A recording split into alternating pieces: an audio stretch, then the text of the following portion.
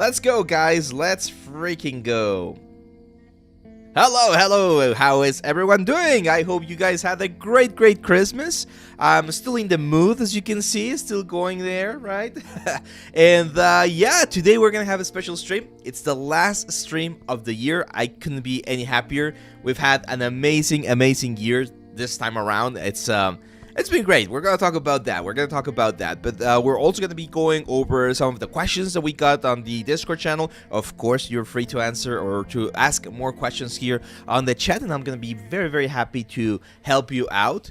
And yeah, let's jump into doing some 3D. Now, actually, I don't have a lot of stuff prepared for the 3D exercise, so you guys let me know.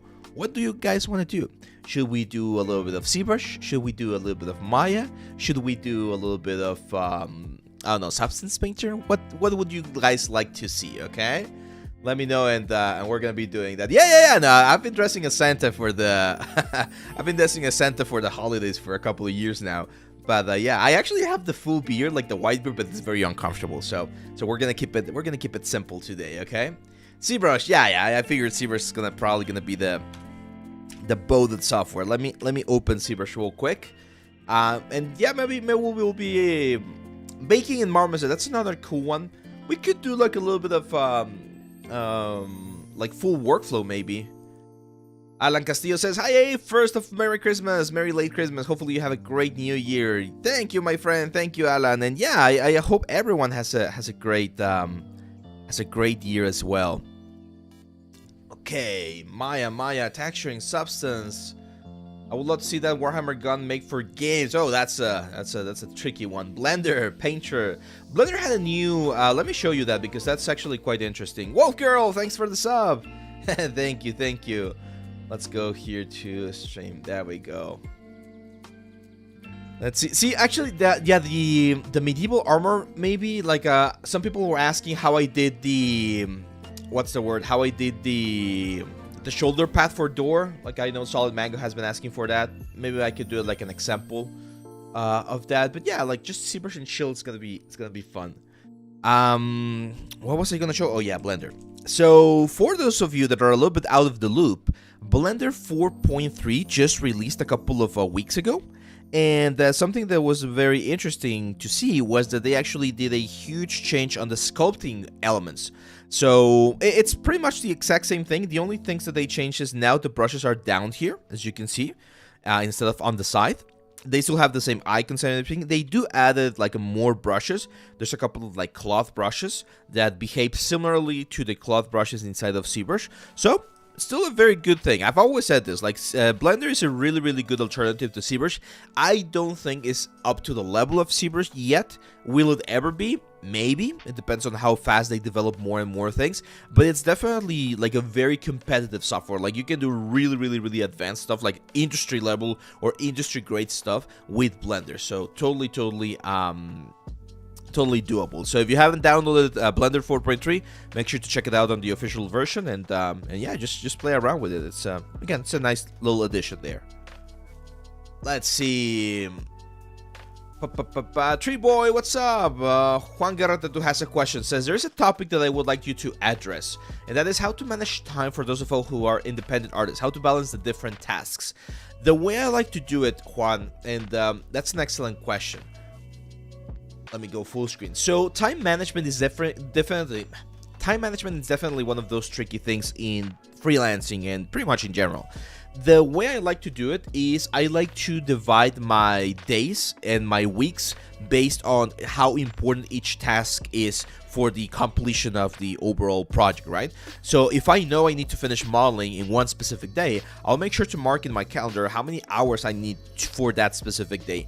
I personally like to use the Pomodoro method. I've talked about that one before. If you want, just like check or research a little bit about it, which breaks things into like chunks of time that's a little bit easier to manage. But I always like to make sure that I finish the important tasks first, and then I move on to the next thing, right? So for instance, with this project, right, with the YouTube channel and everything, I make sure to record the short, do the subtitles, edit, upload everything, and then once I finish that, I can start working on some of the other stuff, because I want to make sure that I don't miss any of the things that I need to do for this project. So those are like on the top of my priority when I start my day.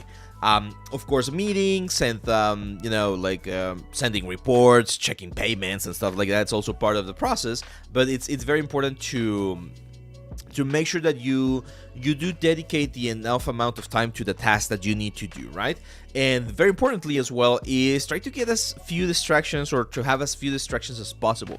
In this day and age, it's pretty much impossible to be completely distraction free, but if you can, for instance, turn your phone off or set it to do not disturb or something, those kind of stuff can really help you get like really focused on what you want to do. Okay, so yeah, I would say those are some of the advices that I would give you, my friend.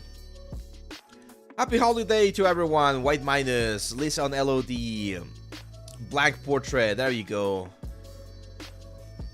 Do you know the difference between Marvelous and Clo 3D? I know they're both for class and belong to the same company, so why too? So that's a great question. Marvelous is used a little bit more for the entertainment things, or for the entertainment industry, and Clo 3D is used more for the manufacturing industry. So if you're actually thinking about, you know, sending your patterns to be produced and for people to be wearing that cloth, they use Cloth 3D because it has a couple of extra tools that are more precise.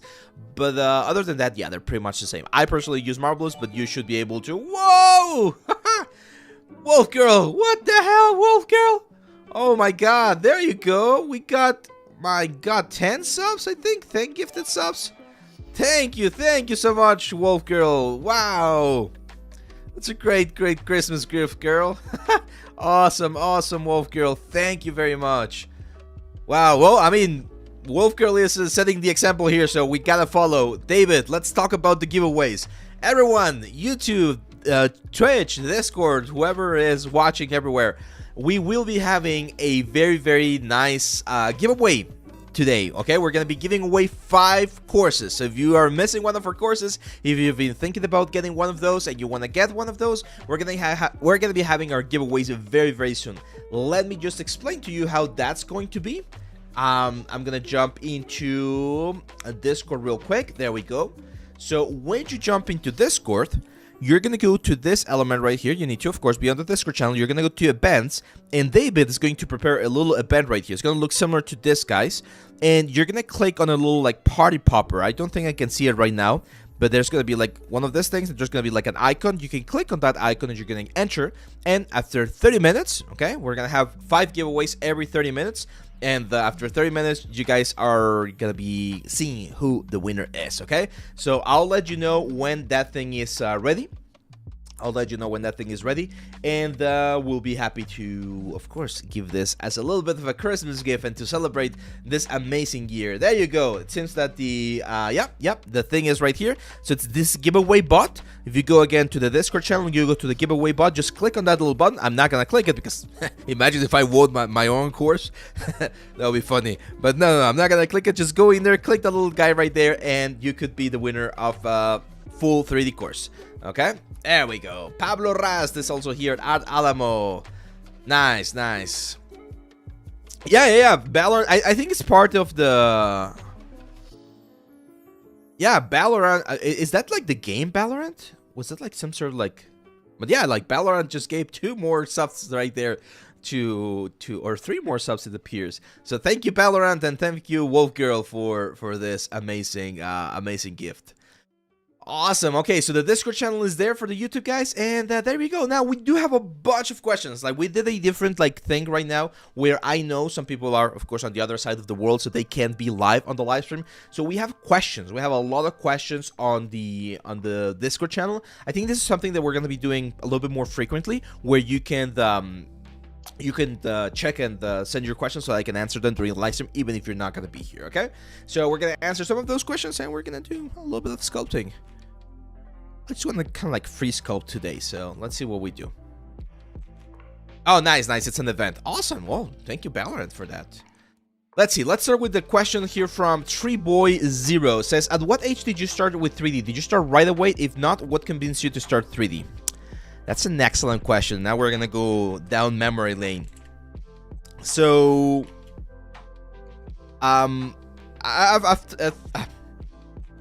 what's the word? I've shared this story before. When I graduated high school, and pretty much ever since I was in like middle school, right? I've always wanted to be a doctor. That was what I always told my parents. That was my objective, pretty much. And I was a very nerdy kid. I had friends and everything, but I gotta admit, I was very nerdy. So I would always be like top of my class in primary school, middle school. Not high school, I was like top 10% in high school. There were more like smarter kids there as well. But in primary school and secondary school, I was always like top of my class. And I always wanted to be a doctor. That was, again, what I would always say, right? So I graduated high school. I started my first year at medicine school. And there I realized, like, hey, you know what? This is not for me. Not because it was hard.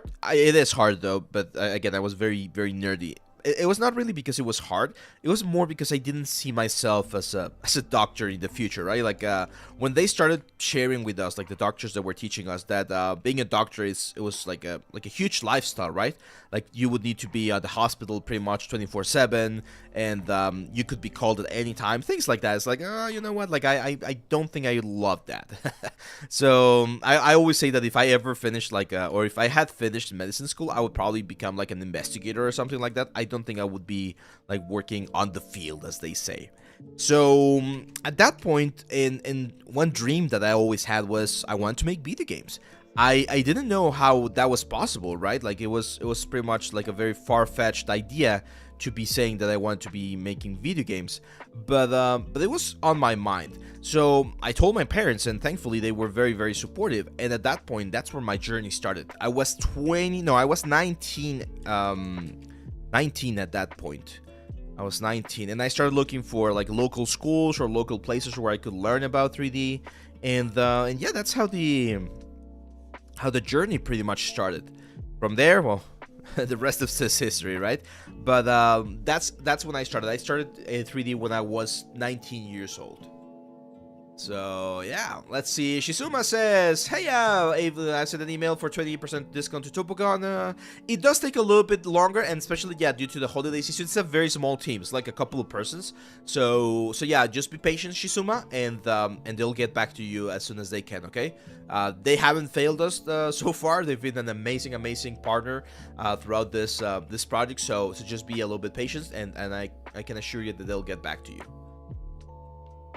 Let's see, what courses do you recommend for female anatomy? I will be making one. I don't have one in mind in particular, to be honest, but we will be making like a second course to expand on female anatomy, because that was highly requested when we were doing the first like a Thyros course, the first Duncan course. There you go. Am I trying to look like Santa? Of course, man. My wife's already told me that once I get old and I get like my gray beard and everything, she's gonna rent me out to be Santa at local malls. Strip malls. There you go. Let's see. Where's the giveaway? The giveaway's on Discord, Sarus. 24,000 followers, 2,500 followers. There you go. Hey, that's a good number here for Twitch. Let's see. My parents still don't get what I do, but they still support me. That's great. Yeah, my parents, like, it took them like 10 years to realize what I was doing. But yeah, let's see. Let's answer some questions from YouTube. Let's see. Subham has a great one. How can you give us an advice on how to research companies for jobs after we are kind of done with the portfolio? Yes, of course. So there's a couple of like very good things that you can do. First of all, if you know the name of the company, for instance, I'm gonna show you one that I would love to work with or for in the future. Digic Pictures, right? Oh my god, really? Why are we getting like this? Continue. I'm not sure why it's like blocking Digic Pictures. It's supposed to be a safe. Oh, let's grab another one. Like Pixamondo, right? Pixamondo, it's another one. So if you find, or if you know the company or a company that makes cool stuff that you want to work for them, go to their career site, and they're usually going to be sharing what kind of stuff they have. Now, they might not have all of the available like spots for you to apply to, but if you click on it, you should be able to get an idea of what they're looking for. So it's important that you like really understand what each company is looking for, because you can see the kind of skills and things that they're like asking, right? Of course, ArtStation is another It's another place. So if you go here to jobs, even if the jobs have already been claimed, it's always a good idea to just go in there and see what people are looking for. So for instance, this one, senior lead environment artist 3D. So here, like, you look at the role description, and if you see that there's things that you don't know about, this is where it's a good idea to start like investing a little bit of time into getting your skills up to that level. Look at this, all of the skills. Now, if you look at all of the qualifications and you see that you meet all of them, just apply. That's it. That's what you can do. LinkedIn also has a couple of options right there, and then there's another one that has been going around quite a bit, like this one's called Work with Indies. There we go. So this one's not bad either. There's other options here. Now, during this is another one that I found recently. During the Game Awards a couple of weeks ago, they gave an award to someone, to a guy that was helping a lot of artists get jobs. And he has, I think, like a Google Drive document with all of the available spots in studios. You gotta go and check that one out as well, because that's another amazing resource for everyone. Let's see. Wow, we got a lot of comments.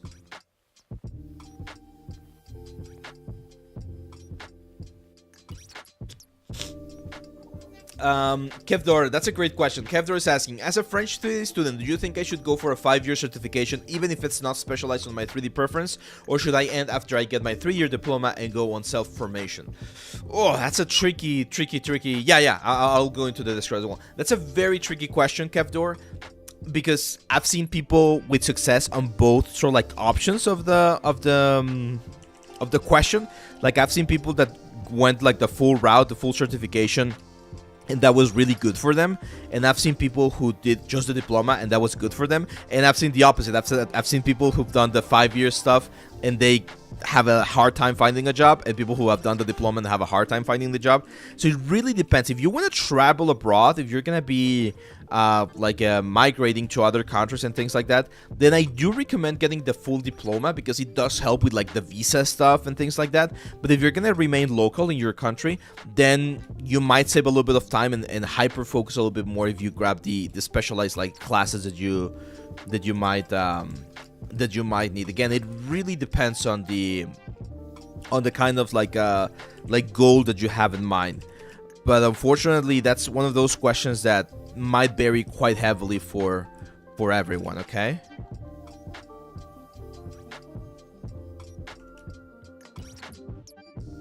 Okay. Let's see. Roadmap for starting 3D sculpting in 2025 as a beginner. If you haven't checked the Axe course, the Blender Axe course, that might be a very good way to start your career, my friend. Let me bring the music down. I feel like it's a little bit too high. There we go. But yeah, just like grab a project, have a focus. In 1 year, you can do amazing things. If you haven't seen what David has done in a couple of years that he's been working, you can see his improvement like quite drastically. And he's a self-taught artist as well. So, are budget sculpting tablets enough for professional work? Yes, Azkaban. Yes. Like, you can get one of those like $50, $60 tablets. Try to get one of the good brands, right? Like Wacom or Huion or XP Pen, right? But even if it's a budget, that's a good one. Okay, let's go to Discord and check one of the questions. Well, not one. We got a bunch of questions this time around. Some of them I'm gonna do full screen, and some of them I'll just do like this. Will there be any retopology? This question is by Ashdor. Will there be any retopology in baking stream? We'd like to see some solution for word junctions. Yeah, we'll have some of that.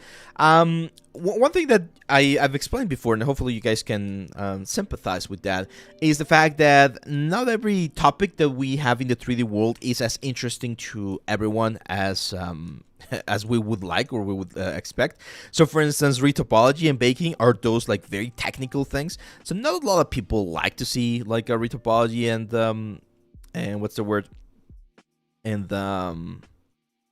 retopology and baking.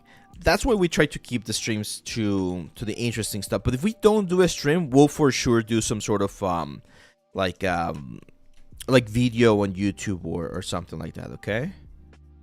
So this is gonna be like a monster type character. Just doing like a quick, like, it's an alien, of course. But I always do chunky aliens. Let's make this a little bit more of a of a fast alien. There we go. Unwrapping, yeah, people. I personally love UVs and retopology and baking. Like those are the kind of stuff that I really enjoy. But I understand why some people might not like them as much. What if we don't know which companies to look for? Sorry, I'm not trying to be lazy with my research, but I want to know what would be a good way to search for companies, especially without connections. No, that's a great question, and I understand. So if you really have no idea of what kind of companies there are out there, go to your favorite film, right? And look at the credits for that film. Like, look at the credits, look at who are doing that, and you're going to see a lot of names for companies there. Games will also have credits, and some games will include the outsourced companies, for instance, that they're utilizing to create their games. So that could be another way to find a little bit more information about the industry, right? And then, yeah, just asking around. Like, I'm not sure what country you're from, but I'm sure there's going to be artists that are from that country. Try to research those artists. Go to ArtStation, look at portfolios, and a lot of people will include what companies they're working for under portfolios. That could also be another way to find the specific, like, answers to that thing. This kind of reminds me like a hammerhead shark. I would definitely want to make this silhouette a little bit more interesting. So we've been talking about silhouette quite a bit for the construction of like interesting characters. So not every character is gonna have like an amazingly like interesting silhouette, but we can definitely add, for instance, here a couple of more curvatures and there's a little bit of a ridge or something, and those can definitely help support the overall structure of this like particular sketch that we're doing right now. Okay. Yeah. One very interesting thing about art is that you get influenced a lot by the things that you like. So for me, I'm not a huge like kaiju fan, but I really like the Pacific Rim like characters. So this definitely will have a couple of things inspired by those. And it's not that I'm like actually referencing them right now. Like I'm not like looking at any kind of reference. It's just that that kind of stuff is on my brain somewhere. And it's sort of like showing up as we start adding more and more of this stuff, right? It also reminds me a little bit of like the Doom characters, Diablo maybe. So we're always inspired by the kind of stuff that we consume, the kind of media that we consume. There we go. Let's see. I don't have any work experience, but I believe I meet the requirements for the job. Is it possible to get hired? Yeah, no. You can definitely get hired as long as your portfolio is in a good situation. It helps. Again, internships help because they open up, they give you opportunities. You get to meet people. You get to have more stuff on your resume. So that helps. But it is possible to get hired without any prior knowledge. I'm gonna tell you the story of a guy I'm mentoring right now. It's his very young artist, and he is currently getting like he's getting like commissions and work to do for Roblox. So even though you might not be working at a like top tier studio at first, even if you can get some of those like freelance works, all of that is important, and it helps with the portfolio. Like it will add to your expertise. So yeah. Tree Boy says, I'm 15 years old and I really want to get into the 3D industry, but I'm just so much limited at that age. I don't know what to do. What I just mentioned, Tree Boy, like I'm telling you, this dude that I'm working with, he's very, very young. I think he's younger than you, and he's already getting paid to do things for Roblox, to do like custom assets and mods and things like that. So there is, would you consider that to be the industry? I don't know. Maybe you do, maybe you don't. But that's still work experience, and you're getting paid. You're getting paid to do stuff, okay? So that's why I tell you guys, like people, we like to think about the industry as this like huge entity that that you need to prove yourself to, but there's so much work out there that you are going to be using the exact same tools that they use at AAA games and very like big projects, and that looks very nice on your curriculum. Like imagine this student I'm talking about, in a couple of years he's gonna be like, oh yeah, I've been doing like mods and 3D modeling for Roblox for the past like 3 or 4 years. People are gonna be like, damn, this guy has been like, he knows what he's doing, right? Even if he's very young, he has the skills and the elements to show that he knows what he's doing. So yeah, it's it's a matter of trying to find those opportunities. I know it's not easy. But my advice is try to look for those like things, okay? Happy New Year, Bangish. Yeah, we're gonna get that right there. Loving David's answer, straightforward, direct, honest. Yeah, let's see. Alessandro Rigon. Well, I haven't seen. Oh, there you go. Any good Reom resources? I might do a couple of Reom ones. I got Reom on Black Friday, actually. I saw the offer. I haven't used it before. It's really good. I used it for the Warhammer gun that we did on last month as well, and I really enjoy it. I don't think I'm gonna do like a full course about it. I don't think it will be like worth it, to be honest. But we can definitely do some like a series on YouTube with like how it works and the quick like settings and stuff like that.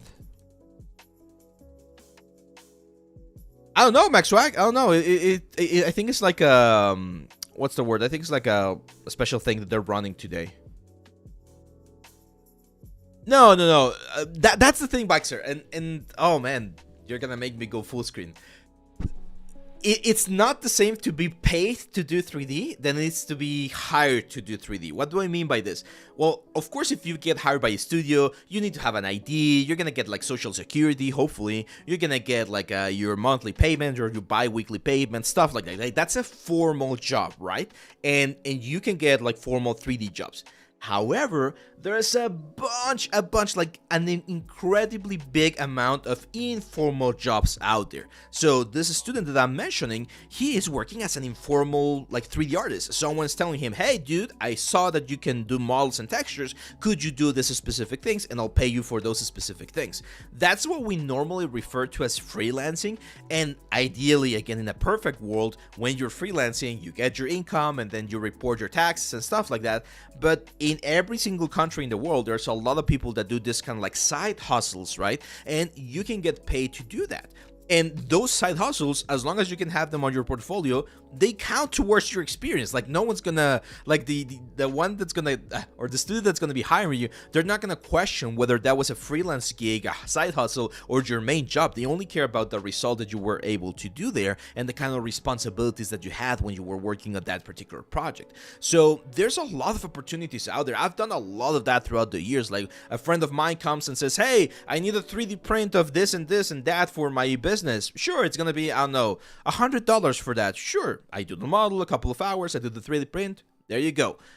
That's work, that's job, right? Again, it's my responsibility to report the taxes if I'm gonna be getting that into my job and everything. But there's a lot of 3D work out there that might not necessarily be studio work. And if you guys are open to grabbing some of those every now and then, that could also open up more opportunities for you to find connections, for you to showcase your work, for you to meet other people and see what the industry is doing. I know it's not what everyone would desire at first, like just jumping from side hustle to side hustle might not be ideal, right? But if that's a way to get your foot on the door, I mean, you're not going to be the first and you're not going to be the last person to follow that specific path. So you gotta evaluate and value those kind of opportunities as well. So yeah, hope that explains a little bit of that.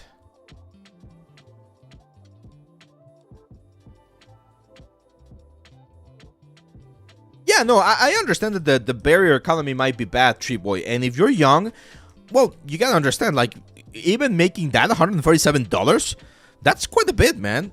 I'm not sure what country you're in, but even here, for instance, in Mexico, if you were making that on a per week, you would be above the like average pay or something. So you gotta. That's why I was saying, like, if you're young, take those opportunities, use those to learn. Keep learning, keep growing, and once you hit 18, you're gonna have a bunch of credentials and a bunch of experience doing that kind of stuff, and you're gonna be able to go for the high-paying things, okay? Don't rush. That will be another one of my advices, and this is not only for Treeboy here. This is an advice for everyone. Don't rush, especially if you're young. If you're under 25, you got a bunch of time ahead, my friends. A bunch of time ahead. I know it seems very like the world is gonna end and things feel very, I don't know, complicated and things like that. But there's still time out there. So just focused on really learning the basics, the foundations, the fundamentals of all of this, and building up the skills that you will need as you keep getting older and older. Okay. Let's see. Let's go for the next question here on Discord. This one is from Arc Blender. She says, context, I struggle crazy at making game dev assets. Can you tell some objects or things which can be modeled for practice of game dev assets? Also, I often get confused as to which assets should have how many triangles. Can you give an estimate for each type of assets? Hero assets, sword, asset inside houses, full engines, assets are way for mobile games. Oh man, I'm gonna give you a great resource here. So the first thing I can tell you is if you look for like 3D concept art assets, you're gonna find a lot of stuff. A lot of stuff. Now, a very common mistake is that people will look for concept pieces and they'll try to do like a really advanced stuff. Like, for instance, something like this, right? And doing all of these things is definitely going to be time consuming. It's going to take some time. So if you take a look at some of the environments, what you want to be doing are things like doors, barrels. You can do like sections of a building, like a well, right? Like try to find easy elements or simple enough elements that you can practice if you want to practice. And then later on when you're preparing for the portfolio, that's when you go for the ambitious stuff, right? So for instance, if I want to do a gun, this is a great example. I could do this as a practice before I do a big gun, and then I'll do a big gun for my element. Now, about poly count, the best thing you can do for poly count is look at where the asset that you're doing will fit inside of a game, right? So if you're doing, for instance, like a gun for Halo, you look gun, Halo, wireframe. You're gonna see, or you should be able to see some official like artworks of some of the elements, and that's gonna give you the idea of how big or how simple the low polish should be. Like this one right here. Look at that Halo pistol, super optimized, like extremely nicely optimized. And usually, if you can show that you can optimize very low, then you're gonna be able to do it high, right? So that's why I recommend people try to do some really low poly assets before they do some high poly assets. But even something like this sort of like density is fine. Okay, every time what's the word? Every time you are working on the studio for a client, they will tell you how much try count you should have. So that's why you should practice being able to bring things really low, because if you know how to bring things very low in the resolution, then it's going to be easy to keep any like higher resolution if you're asked for it. There we go. Alexander Rigon says, hi, I haven't joined any of your streams for a while. Abe, I don't know if you remember about me, but I am glad to see you are okay. Wish you nice holidays, man. Thank you, Alessandro. Thank you. Yeah, holidays have been very nice. We're waiting for the end of the year, of course. So thank you for your nice wishes, man. Hello, GB. Baxter says, don't be mad, but the guys we are 18, we need to struggle to have a job or to find a freelance job. On top, we need to pay taxes. I see this as a black market problem, and those side jobs can be made for someone to pay taxes and add to a portfolio. Exactly. Yeah, there's always ups and downs, right? Like advantages and disadvantages for everyone. Do we smooth the cloth mesh after cutting through the folds? Do that mess up the geometry? You mean for the retopology of cloths? It depends. You might need to do it, but more often than not, no. Thank you, Motumin. Thank you. Yeah, again, it depends on the project, man. Not every single project will allow you to have like that much density. It really depends on the project.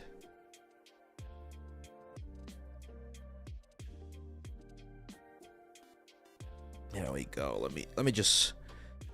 I mean, we can answer questions all throughout the stream. I just want to have a little bit of there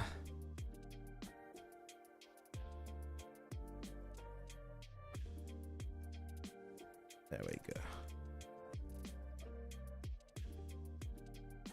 I just want to be able to have a little bit of something here on the sculpt. There we go. Let's fix a little bit of the clavicle. I feel like the head's a little bit too big, right, compared to the rest of the body. So we might need to make it a little bit smaller. There we go. That's definitely looking a little bit more humanoid, but that's fine. Reminds me a little bit of like a couple of Metroid characters from back in the day. What program gives the best renders? That's a simple question, man. Any program can give you amazing renders. I personally really like Arnold for Maya. However, Cycles in Blender is really good. Even Marmoset is quite nice. Unreal, like every single software can do like really great renders. I do know that if you want to do like very precise architectural renders, then at that point you might want to look into V-Ray. I think V-Ray is like one of the best ones for like for realistic architectural visualization. But yeah, like pretty much all of the renders or all of the engines can do amazing things. I'm really curious to know what render they use for Arcane though. That must have been either like an in-house stuff, or they did like some heavy post-processing. Okay, why didn't you use Blender? I prefer ZBrush. I feel faster in ZBrush. That's pretty much the only reason. As I mentioned earlier in the stream, like Blender is really good as well. Some really cool features. But I've just been using ZBrush for, oh my god, for longer. So I feel more comfortable working in ZBrush. There we go. What do you guys get for Christmas? Anyone get like something special? I got a couple of books, and I'm waiting for a controller that I ordered. Should be arriving in the next couple of days. I might buy myself a game. I played a little bit of Unicorn Overlord. If you haven't seen that one, that's for Switch and the PS5, I think, and Xbox. It's not on PC, unfortunately. It's a very cool game, strategy game. ZBrush is just so confusing to me. The camera movement is completely different. It's not completely different, but yeah, I understand. Like the interface is always like a little bit of a hiccup at first, but once you get past it, man, it's amazing.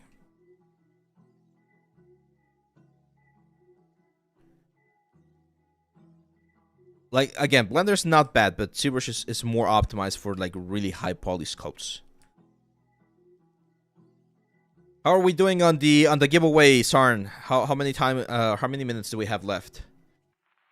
Nice, Lepool! You got the Huion Canvas 16 Pro. Is that like the 2K or the 4K? That's great, man. That's fancy. Yeah, that's fancy. Tree Boy says I got a Huion Canvas 16 Pro as well. There you go. Yeah. Hand painting with that one or with the canvas it's freaking amazing. 1 minute for the first giveaway, my friends. So 1 minute. Let's take a look. Let me go here to the events. Yeah, there we go. We got 1 minute remaining. 40 seconds. There we go. Yeah. Keeping an eye on here. So again, remember the first winner of today's giveaway is going to win any of the courses. You can pick any of the courses from the site, and at the end of the stream I'll be contacting you to give you a code that you are going to be able to redeem. If you already have all of my courses, well, you can get the code and you can give it to someone else, okay? You can be a very good Santa this year as well if you've already been supporting the channel. Nice. That's great, Lapool. That's great. And 7, 5, 3, 2, 1, and the winner is Fluminok. Fluminok, if you are here on YouTube or on Twitch, let us know. Fluminok, congratulations, my friend. You are the winner of the first giveaway for today. We're gonna have more giveaways. Don't worry, guys. I'll explain how that works in just a couple of minutes. But we're gonna have more giveaways. So Fluminok, congratulations, my friend. Let's go, Flum. There you go. Awesome. Let's see. So what do you think about the crack softwares? Because freelancers are using those softwares too, and will the companies do something about it? Oh, DVC. Oh, you're going into the dark territories now. So here's the thing. And it's a very, I'm not sure if the proper word is like philosophical, like position, or ethical. I think it's an ethical position. In a perfect world, you should never use cracked software, right? Like if you are doing a job, then you include the cost of the software into the cost of the production of that particular job. So if someone tells me, hey, I need you to do a sculpt, I'm going to charge them at least $45 for 1 month of usage of ZBrush, right? Like that's how business works. They will consider all the costs and all of the elements inside of their initial estimate, and that's what they charge the client. Unfortunately, we live in a world where a lot of people feel like they are entitled to the elements or to the information.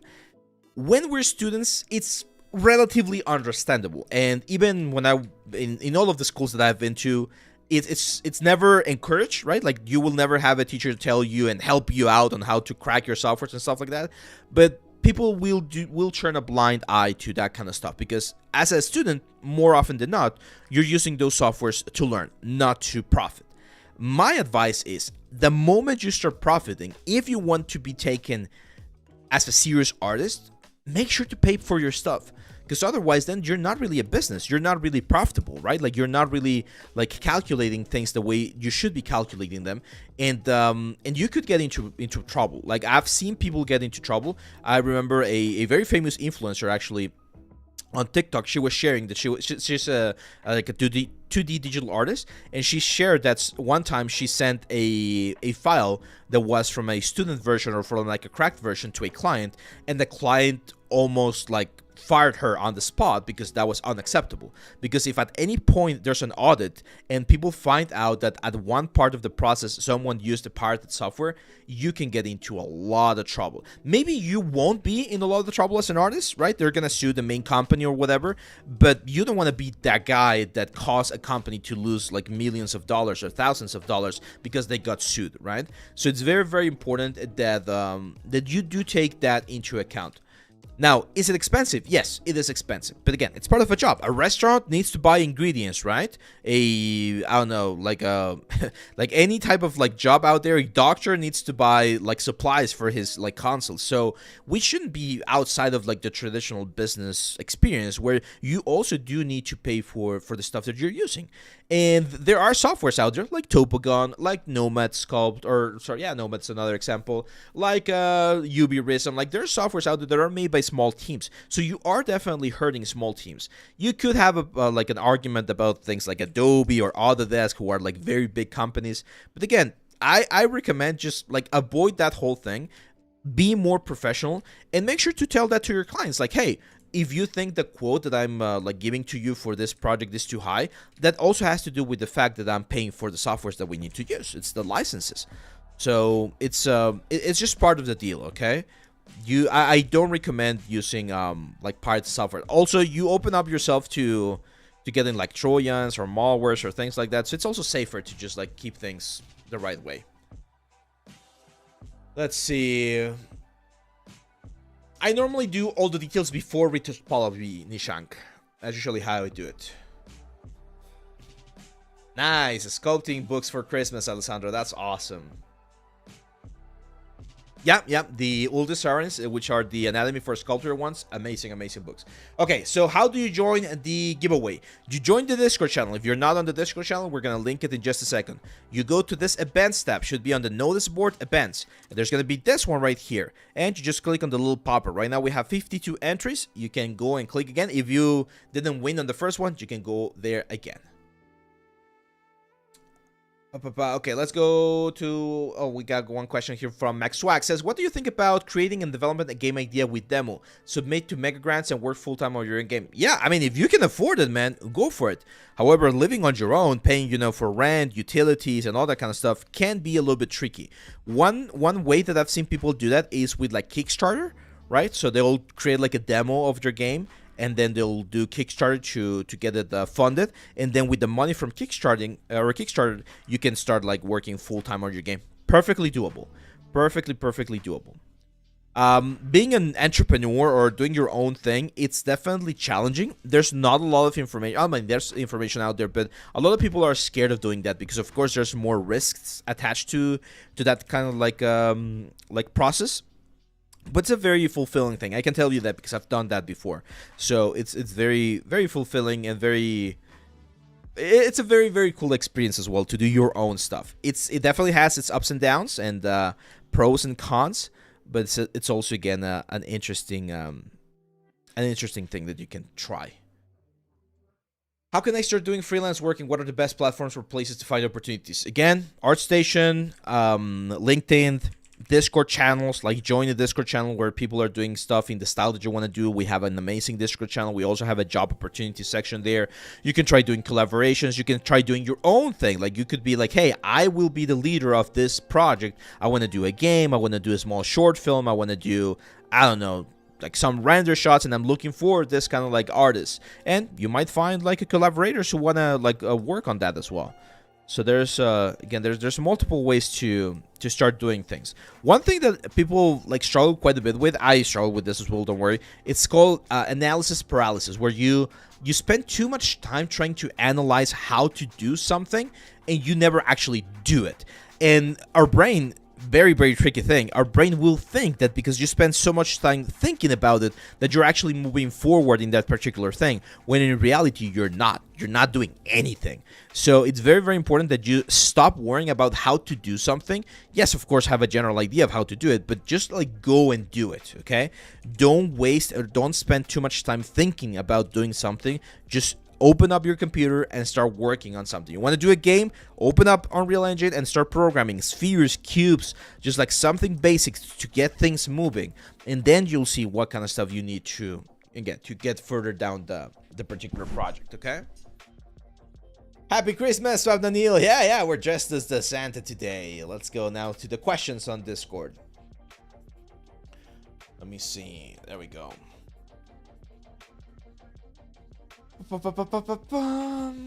Any plans on hosting more contests? Creature Unleashed this year ran really well and was a blast to be able to work with everyone. Yes, we're gonna have a new contest very, very soon, probably February. Okay, it's probably gonna be on February, so the announcement might be like mid-January or something like that. But yeah, we're gonna have a new contest soon. Okay. Yeah, and I agree. Creatures Unleashed was a very, very cool, very, very cool contest.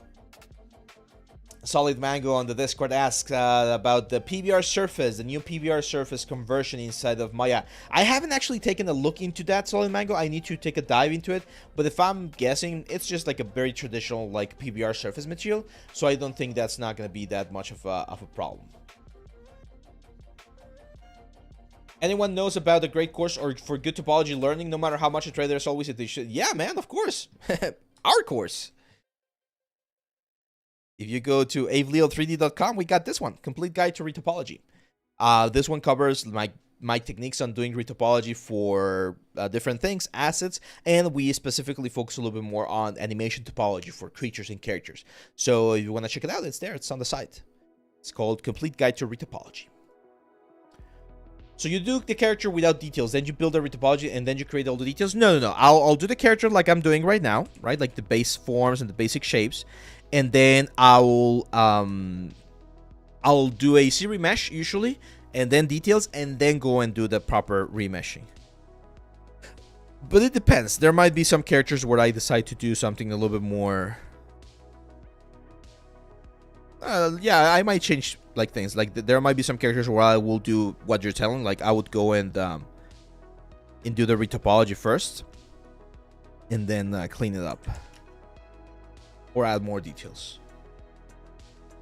As you mentioned about short films, can we make one? Can involve all artists who are interested? You mean like me? Like do one through the Discord channel? Oh man, I would love to, but I need to be very smart about where I place my my time, right? So it's either doing that or doing my projects here with the studio. We're gonna have a new project on the studio starting early next year, so that's going to take a little bit of my time. I need to do the courses. So I don't think I'm going to be able to do that. But if you want to do that, go ahead. Do it. Like if you want to direct or plan or work with a bunch of people here on the Discord and do your own like short film, go for it, man. It's a great way to, again, get to know more people, generate connections, and see where your skills are at. Now, the best advice I can give you guys about this kind of like projects is try not to be extremely ambitious. Being ambitious is fine. It's actually like important, but try not to be like extremely ambitious, because it's not the same thing to be like, hey, we're gonna do a 1-minute short than it is to do, hey, we're gonna be doing a 15-minute short film, right? So yeah, be mindful about that.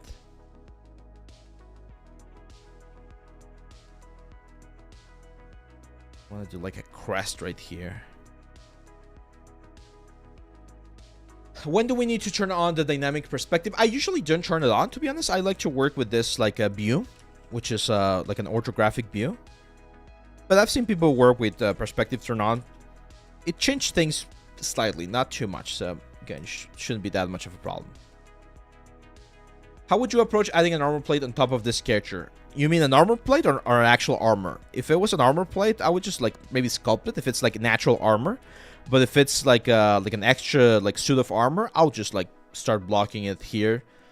You know, some hard surface brushes, and then go into Maya and clean it up. See, I always do like this big chin, guys. So let's try doing something a little bit different. There we go. Like a smaller, sharper thing right there.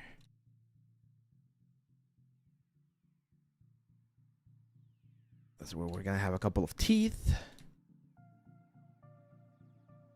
Yeah, I'll just do it separately. Probably. There we go. Most of the client work is not very demanding in skills, right? It depends. Like, there's clients that really want like some big quality on their stuff. Hopefully, those clients are also willing to pay for that amount of like quality. But yeah, there's a lot of stuff that's relatively simple.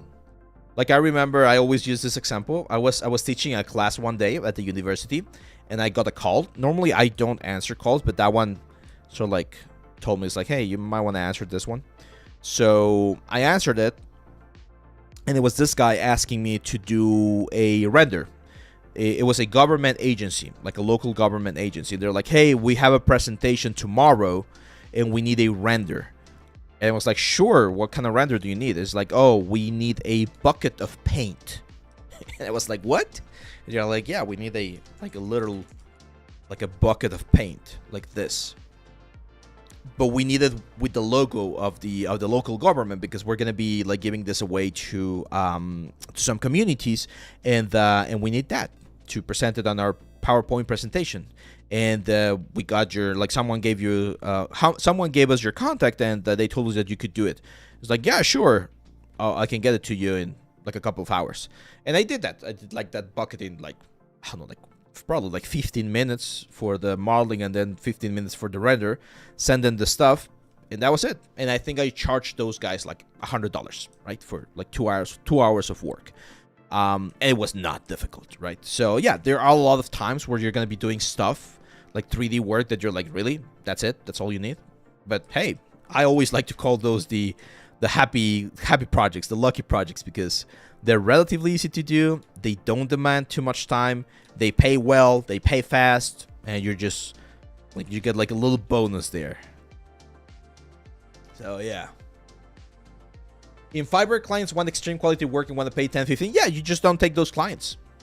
I know it sounds horrible, and I know there might be times where you're like, I need money, I need to pay the rent, and I might need to take those clients. I've done that before. I've shared this before. When I was starting, this was back in like 2016. I was working for a local, like a university, and they were paying me 75 pesos per hour, Mexican pesos, which is equal to $3.5 per hour of teaching. And I was teaching pretty much the exact same thing. Of course, I didn't have the exact same level as I have today, but I was teaching the exact same stuff, you know, the barrel, substance, UVs, and they were only paying me $35 or $3.5. But hey, sometimes that's part of what you gotta do. We call it the grind, right? Like, you gotta grind a little bit to get your name out there, to get the reputation, to get the contacts. And now they've called me. It's like, hey, would you like to do something like that for us again? It's like, no, of course not. But I can do like a special workshop, and I'm gonna charge you like a good amount of money for that workshop, and you can invite all of your students there. So there's ways where you evolve as an artist, and your price, of course, gets like higher and higher. Now, there's always going to be someone that will take that pay, and again, sometimes you need to pay to take it. There's absolutely nothing wrong with doing it. Just keep in mind that you should not stick there for a long time, right? You can use that as a sort of like stepping stone before you jump into more advanced things. Does that make sense? Let's see.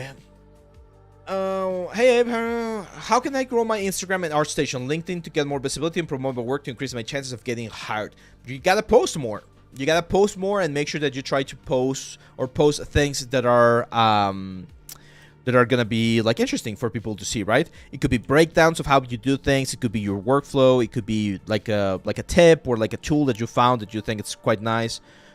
But yeah, it's like the social networking aspect of this career. It's a whole different it's a whole different beast. Let's see. Danny Express says, how much did you charge those geniuses? Only $100. Yeah, it was because it was just like a 2-hour like thing. And one thing that I've learned, I'm not sure if this happens everywhere, but here in Mexico, the government sometimes takes a long time to pay, and if you give them a very high price, they just go for a cheaper option. They always want to go for like the cheaper option. So I threw a number that I knew they were gonna accept, because they were a little bit desperate. They even like tried to like haggle back. They're like, "Oh, could you do it for half of that?" It's like, nope. If you want me to do it, that's the price, man. And I was telling them, I'm giving you a good price, and they accepted it at the end. So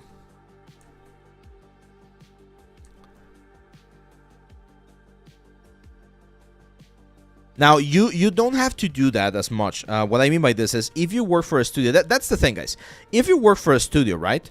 A lot of the money things, a lot of the like accountability and stuff like that, you don't even worry about that. You just show up, do your job, and go back home, and that's it. You just think about making sure that you do a really good job. The things that I'm talking about, the numbers, taxes, licenses, and things like that, those are things that you usually think of when you're doing your own stuff. Because at that point, not only are you an artist, you're also a business owner or a business manager, and you need to think about things from a business side of things, not just the artistic side of things. And that's the kind of stuff that they won't be teaching you at school. Like, that's the kind of stuff that you need to learn somewhere else, because it's not the same thing to be an artist than it is to be a business owner, okay? So keep in mind that those are slightly different skill sets. Similar to what someone was asking here about socials, like doing social networking and doing like marketing and content creation. That's a different set of skills. It's a different set of like information and things that you need to develop if you want to pursue that kind of stuff. But it's a good idea to have a presence online. So that's why posting every now and then some of your works, that's always a good way to keep your name out there. Thank you, Danny. Thank you. Where am I teaching right now? I hear once or so that you're a professor in one online school. Yes, it's called Universidad Carolina. It's here in Saltillo in Mexico. And right now I'm teaching in the online like section. They have like specific career path for game creation, and I teach the 3D classes there. It's a different type of like teaching, because it's not live. So the students get the videos, and then we meet every couple of days. They get their assignments, stuff like that. So it's a little bit more of a it's not self-taught, right? But it's not live like when I used to go to the classrooms. Jinky says, "Hi bud, I'm from Italy, and damn bro, I discovered you and my workflow changed. I see things in different vision right now. I'm an entry-level game designer. Let's say I want to be a 3D game designer. I don't know where to start, in what industry I need to start. I love 3D world, but I think my work's not so good for portfolio." Well, try to find, Jinky, try to find one part of the process that you enjoy. It could be sculpting, it could be like rendering, it could be texturing, and try to start like practicing that, building things around that, so that you can eventually create a portfolio that revolves around that specific thing, okay? Alan Castillo, hey, thanks for the highlight, man. It says, "Guys, I'm truly grateful to be part of this community. You're all incredibly talented, and I mean that from the bottom of my heart. Wishing you nothing but the best as we step into 2025. Let's make this coming year one of growth, learning, and creativity as we continue working towards our shared goal of becoming exceptional 3D artists." A special thank you to Abe Leal for bringing us all together in this wonderful group. Abe, you're the backbone of this community, and your efforts don't go unnoticed. Thank you, my friend. Here's to you having a fantastic year ahead. Let's go. Let's stay positive, keep pushing forward, and turn 2025 into a year full of opportunities and success. Awesome, man. Thank you very much, Alan. Thank you. Thank you. Oh, that's all so cool, man. And yeah, I see, there's one thing I suffer from, and this is like one of my, what's the word? Like weaknesses, and that's that I tend to have a very sort of like catastrophical thought process on my mind sometimes. So I think that the worst thing is going to happen. So every time I can do a live stream, every time I can do a short or one more video here for the channel, I always feel very happy, because I can continue to do this, which is literally like a dream come true to me. Like having this channel, having this community, this amazing community that you guys are part of, being able to share this, having fun every Friday doing this like streams, it definitely feels like winning the lottery. So thank you guys. Thank you from the bottom of my heart as well. Thank you for supporting this project and for being here. Let's see. We got a great question by Becker Draw. It says, what would be your ultimate goal as a 3D artist? Playing with the idea that an ultimate goal will be possible, such as making your own property video game or working for a company. Ooh, that's a great question, man. Oh man. See, I'm not sure I want to make a full game, to be honest. But one of my ultimate goals would be to produce and work, of course, in doing like a cinematic at the level of Blizzard, right? Which again, it's like a very, very far-fetched goal and a very big ultimate goal. But being able to deliver that kind of quality with a full team of artists working together and just doing that would be freaking amazing, right? But to be honest, like when I started this channel last year, getting to 30k subscribers was a big goal, and look at us now, we're at 35k. So another goal is eventually getting to the little like button, the YouTube button. I think it's 1,000 subscribers that we need to get there. That's like a more attainable goal that I hope we get in the next couple of years. That would be very, very cool. Imagine having the little like YouTube button back here on the backdrop. That would be very cool. I feel like I've done this character before. I think this one, it's very similar to one of my old courses. Let's see. I had a question. Not sure if you could guide me in the right direction. I need to generate non-overlapping dots patterns. I'm thinking of using Substance Designer. Yeah, if you want to do pattern creation or texture creation, Substance Designer is definitely one of them. No, that doesn't really happen in this industry, straight 3D. Like you getting like a commission for recommending someone doesn't really happen. Have you ever tried to make a short film? We've done a couple of things. So for instance, there's a very famous park here in Mexico called Xcaret. Xcaret is it's kind of like a Disneyland but Mayan version, right? So it's got like shows and attractions, and you go and snorkel. It's a very, very famous. It's in Cancun. If you ever go to Cancun, you can definitely check it out. It's a very, very, very cool place to be. And in Xcaret, they have this show at the end of the night. This one right here. It's like this big stadium. You see it on the sides, and there's this show which that shows a lot of the Mexican folklore. And one thing that we did back in the day, and I'm very proud of that, is that they project things here on the floor. There's some projections going on. And we did that. We did a couple of projections for them. And it was very, very cool. And to this day, we did this, I believe, in 2018. So that was like 5 years ago. And to this day, they still use those like 3D projections that we did. And I know this because one of my friends went there recently and he recorded some of this stuff. And he was like, oh, look at that, dude. This is what we did a couple years ago. And he was very, very happy as well. Yeah, the show is very, very cool. So, and in that show, again, some of the, depending on how recently you saw that one, Baxter, some of the stuff there, we did that. We did that back in the day. Back when I had the old studio.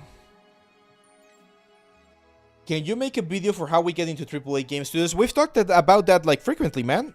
You gotta get a good portfolio, you gotta get connections, and you gotta start like applying. That's it. I did mention this, and this was a tough year for everyone, guys. It's been a tough couple of years for everyone in the industry because there was a very heavy contraction, right? After COVID, a lot of industries are adapting to sort of like the new reality of the demands of the world. So it's very important that you understand that things won't be as they were a couple of years ago, where everyone was hiring and the pays were really good and all that kind of stuff. Like that's gone, guys. That's gone. So we need to adapt and find what's going to be the new sort of like norm or the new events. And that's why you gotta keep yourself updated, and you gotta keep working into making sure that your skills are up to the level. Okay. Now, I've seen this started happening like a couple of months ago that things are ramping up a little bit more, especially in game development. Things are ramping up a little bit more, and that means that there's going to be more and more opportunities in the next year. So I'm sure things will be a little bit better, Hopefully, there's like no World War III or anything, but as long as things keep this way, hopefully we'll be able to see a little bit of a nicer hiring opportunity or better hiring opportunities in the next upcoming year. Capcast, there you go. Do I miss the old studio? Yes, I do. I do miss it. I'm not gonna lie, I do miss it. I miss my friends mostly. Again, we had some cool projects, but just like the friendship and the camaraderie. Is that the word? I think it is. I definitely miss that. Let's see.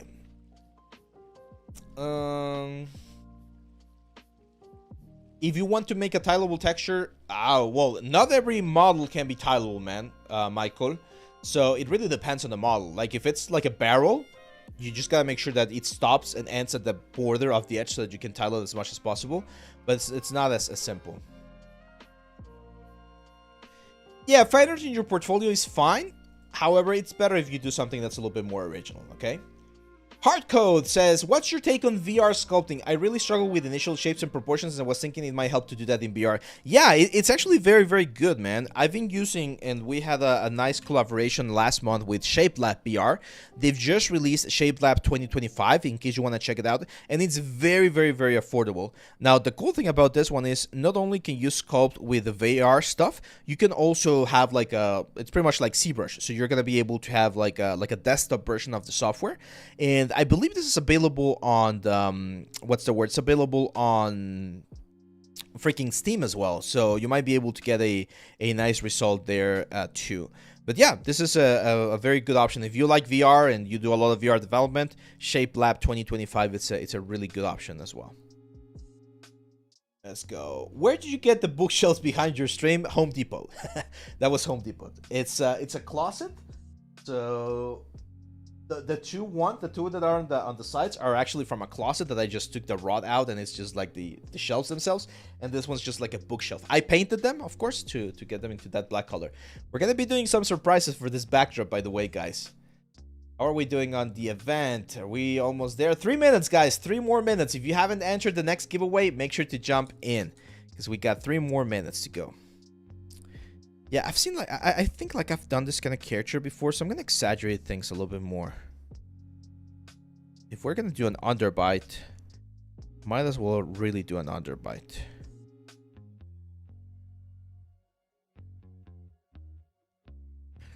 Go a little bit crazy here.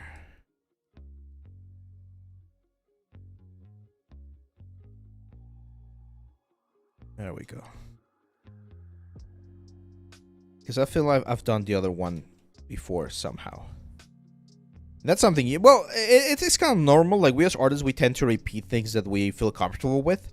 But it's always an important thing to try to do a couple of different things as well. It's Saint A. Yeah, there we go, Empress. What's up?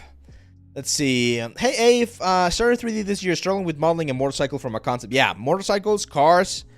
They're tricky, man. They're tricky. But they're really good exercise. And they could potentially be a really good portfolio piece as well.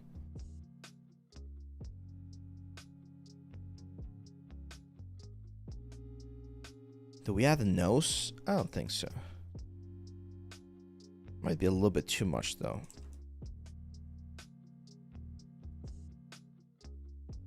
No, but I've used that form so many times before. Let's try something different. Let's see. Smash 33 or Samet has a question. I have an issue to represent my work with render and lighting. What do you recommend to get better? And if there's a course? Yeah, of course, man. We do have a course, and this one's free, actually. So you can get this for free. Oh, Leal 3D. There we go. It's this one. Portfolio Presentation Workshop. It's a 2-hour course, and I show you, well, exactly what you're asking, how to present your work. So this one's in Blender, so you don't have to pay anything else because you can just use Blender to do this. But if you want to use other things such as Maya or Marmoset or something like that, you're also free to try that one. So yeah, that one's free. It's on the site. You can enroll right now. Tadeo Marines, what's up, my friend? What is up? Welcome to the stream. Happy to see you here. We got one more winner in 9, 8, 7, 6, 5, 4, 3, 2, 1, and the winner is Kurt DC. Kurt, congratulations, my friend. Congratulations, Kurt. You are the winner of another one of our courses. So please stay tuned, because at the end of the stream, during the afternoon, I'm gonna be contacting you so that we can select the course, and I'm gonna be sending you a code. Congrats, Kurt DC. Congratulations, my friend. Merry Christmas. Merry Christmas to everyone. No, I have not. I've not read Obit's Metamorphosis Backer Draw. I'll definitely have to check that one out. Okay, let me add more eyes. I feel like that's one of the things that's missing. Like that's gonna change the look of this character a little bit.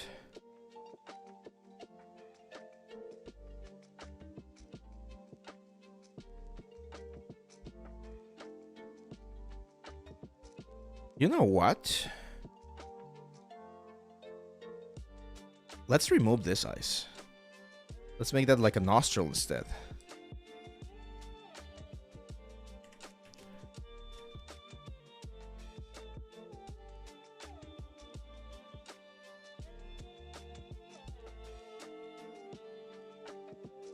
And it's going to be a little bit more difficult to unsee now.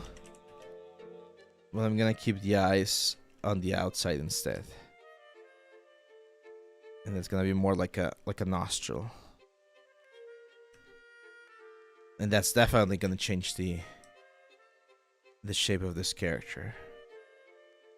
Okay, so the new Discord giveaway is up, man. So, guys, jump into the Discord channel, go to the events tab, and join in there. Let's take a look at one more question here from Discord. Let's see. Where did you get the bookshelves? We already answered that one. Stupid question. There's no stupid questions. Well, there are a couple of stupid questions, but I don't think this one's going to be one. Is it good practice to include only armor to a game, or also to include the body you sculpted even though that's not visible? No, you can definitely have only the armor. Like if it's a really, really good armor, just having the armor as the asset that you created, that's perfectly fine. One thing that people do is they sometimes include the character as just like a gray mesh, just like a placeholder sort of like mesh, and that's a good way also to have it. How do you evaluate your work properly to know if it meets industry standard without falling into the toxic mindset of this person is better, so I'm awful? This is something I struggle with for both my sculpting and rigging. Essentially, I'd like to know how to properly analyze my work based on what industry would want expect healthfully. Yep, that's a great question, and I'm going to give you an excellent exercise. We've done this before. Go to ArtStation. Okay? Don't look at the front page. Remember, guys, this front page right here is the best of the best. This is what you should strive to do, right? Like this is the quality that you should strive to have as you get better and better in the 3D world or in the artistic world. Look at it, of course. What I mean is when you're comparing yourself, especially when you're a student and when you're just beginning, it's very, very, very difficult. Can it be possible for someone to land their work on the front page? Yeah, of course. But it can be very, very tricky, and it can be quite discouraging, okay? Now, also remember that a lot of these sites like ArtStation or like ZBrush Central or all of this, they also have a little bit of social sort of like competition going on. So the more famous you are, the more people know your name, the more common your project is. Things like that will also push you up, up, and up. But if you go here to, again, not the main page, but to, oh my God, to the trending page. Where is it? Explore. I hate that they changed this thing. There we go. Filters? No, trending here. So if you go to trending, this is more, or this is closer to the level that you should have when you are gonna be hired, okay? So if you go to latest, you're gonna see a lot of art that is not good. And again, I don't want to go in here because no one asked me to go and criticize their work. But there's gonna be a lot of work in here that's not ready for like a portfolio, right? Unfinished assets, untextured elements, bad topology, things like that. So here inside, again, the latest, you're not gonna find the best stuff. But if you go to trending, this already has a little bit of a filter. So you're gonna be able to see what the quality is for different assets that people might be making, right? So for instance, this one right here, this wall breaking by Psy, this is an excellent piece. The proportions are really good. The anatomy is really nice. The construction of the whole set right here, not bad. The only thing I would recommend, Sai, if I was to recommend something, would be to do the full process, right? You know, Retopology, sculpt, render, because right now this looks like it's just the ZBrush sculpt and the poly paint. But this is a good one, okay? This is a good way to really tell how far or how close you are to, again, let's say, sort of like the standard that the industry is looking for. Of course, you'll find things like this by Gilberto Magno, amazing stuff, right? But whenever you see a piece like this, and this is something that I struggled quite a bit when I was a beginner student, I would feel discouraged. Nowadays, I feel inspired. Like, I look at this as like, damn, this is awesome. So I'm going to look at Gilberto Magno, and I'm going to try to analyze the kind of stuff that I really like about this. Maybe it's the texture that he's adding, maybe it's the complexity of the assets, the gesture of the character, the lighting itself, right? You can learn so much from this kind of stuff. And if you go into the artist page, of course, I'm going to follow. But if you go into the artist page, you might be able to find even more stuff. Look at this. It seems like he worked on the God of War Ragnarok as well. So yeah, no, this is a fan art actually. But look at that. That's a really, really good anatomy. So you should never see someone else's work and feel jealous or feel less than them, because you never know what path they took to get there, right? So the best thing you can do is be inspired by their stuff. Actually, I think I remember this guy because I've seen his stuff before. So try to learn from what they're showing, because there's so much information that you can learn from just watching the work alone. I love to just I don't do this a lot because I lose a lot of time just looking at stuff. But again, this is a great exercise. Just going to the trending page of ArtStation and look at the level that people are executing. This is what I would call the average, which is a really good average, right? Industry level that you should have. You're gonna see weapons, you're gonna see characters, you're gonna see drawings, you're gonna see assets, and if you can get to that point, then chances of you finding a job are gonna be way, way better. Okay? I hope that helps. That was a question from the Discord channel. Let's take a look at some of the other ones here on the YouTube channel. Kurt, there you go, man. There you go. Congratulations, man. It says, Merry Christmas. Your course is attending Think Tank now, and you've taught me such a strong fun. Oh, awesome, Kurt. If you're attending Think Tank, if you get to the mentorship semester, I'm a Think Tank mentor now, so you can select me as your mentor if you want, and we can work on a project together. I do believe I have a couple of spots available for the next term for February, so if anyone is from Think Tank, then they want to work alongside me, or if you want me to help you, then feel free to check that information there on the site. Let's see. How long did it take you to memorize the names of the most important muscles? It's not that difficult. Here's the thing, Alan. If you memorize the first 150 Pokemon names, you can memorize the muscles on the human body, okay? It's not difficult. You just gotta put your heart into it and really commit to learning them. But again, if you know all the evolutions from Pikachu all the way to Mewtwo, hey, you can do muscles. Let's append a new one here. Sphere. There we go. Are there any good resources for learning environment arts for games? I'm going to be doing an environment course, or I'm doing, rather. I've already started on that one. But I'm going to be working on that one more intensively in the next couple of days. But yeah, there's a lot of good resources out there, man. Bicep, I chose you. I choose you. Let's see, I agree. It's just that I gotta pay my bills. Even doctors have a salary, so I worry about that. About what, Villanelle? I missed the first. Oh, there you go.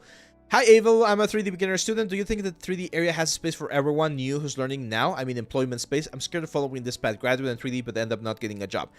Yes, and this is a very famous quote that I like from Gary Vee. You guys know Gary Vee, right? And then people were asking him the exact same thing about socials, right? He's like, hey, why should I start a new YouTube channel if there's so many YouTube channels out there? Why should I start doing TikToks or anything if there's so many people out there already doing it? And he gave, when I heard that quote, it gave me a lot of strength to continue doing this project, because I was feeling a little bit like this, oh, why should I do a YouTube channel if there's so many out there already? And he's like, there's never going to be a surplus of good quality content. Okay, so the same thing applies everywhere. Why are there still new restaurants popping up? Why are there still new entertainment options popping up? Why are there new experiences, new hotels, new resorts, new things popping out everywhere. New games, new everything, because there's never a surplus of good stuff, right? So yes, there's going to be more 3D artists as AI gets better and as people get into this industry. There's always going to be a lot of people, but that's where you really got to differentiate yourself and be a good 3D artist, because there's never going to be enough good 3D artists. And you guys have seen this. Like, we've had portfolio reviews, and we've had, especially in the past where we didn't have the 1 year filter, where there were a lot of portfolios that you were like, dude, you just started. Why are you having a portfolio right now? You're just starting. You just did the donut from Blender Guru, which is an amazing tutorial, by the way. But you just did that, and you're already calling yourself a 3D artist? I mean, if you want to do that, sure. But there's so much stuff that you need to learn first, right? So there's never going to be a surplus of quality work out there. So it's very, very important that you understand that, Empress. And yeah, oh no, that was not Empress. Who was Bill and L? That's one thing that you need to understand. And yes, pivot to other industries. What do I mean by that? Like the bucket example. Like, you can do things 3D related that are not necessarily games. I'm going to give you a list of all of the things that I've done for 3D in the past 10 years. I've done architectural visualization, VR development, AR development, game development, short commercials, music videos, advertisement, 3D printing, jewelry design, statue design. We've done, what's the word? Like, I think that's about it. Web design. We've done a little bit of web design as well. So all of those things, I've used 3D to do those things, okay? Of course, with more people working together and creating a product. But all of those things right now are areas that you can do. I've done medical stuff, like medical models, like teeth model that they asked me to do. What else? Teaching, of course, is another big one. So there's so many things that you can do with 3D. I've seen people do 3D with food, for instance, like some way they introduce or create elements or create experiences that revolve around 3D and food. So there's so many things. Collectible statues, there you go. That's another one that I've done as well. So there's a little bit of, like, there's a bunch of different things that you can use 3D for, okay? So my best advice is keep your eyes open for those opportunities. See where you can do those. Oh, you know what? Which one was another, like, extremely big one that we did a couple of years ago, and it paid nicely? We did VR training for the manufacturing industry. So there was a manufacturing company here, a local manufacturing company, that wanted to train their new operators in a specific, like, a series of processes that they were going to be using, like, very expensive machines that could be dangerous as well. So they wanted to have the training in VR before they go and try the actual machines. So it's a huge thing for them, because they don't have to stop the production, right? They don't have to stop their operation. They can teach new people how to use the machines, and then once they get to the real machines, they have a way more in-depth understanding of how they work, and it's safer for everyone. They save a lot of money. It's just like a win-win situation for everyone. And for us, that was pretty much like doing like a factory game, right? We use ZBrush, we use Unreal, we use Substance, we use every single thing that we would do for game development, but we just did it for that particular, like, use case. So it's one of those things. Like, again, if you think outside the box, you can apply a lot of these things to some very, very, like, cool, some very, very cool things, right? GTA Maquiladora. Pretty much, yeah. Pretty much.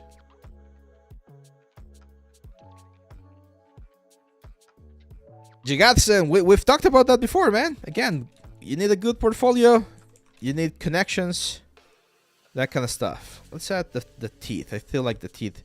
It's giving me a little bit of a bird-like vibes, this character. I'm not sure what you guys think.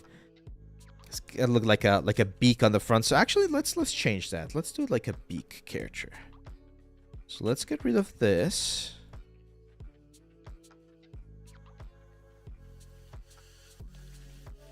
I don't think I've done like a bird character in a while.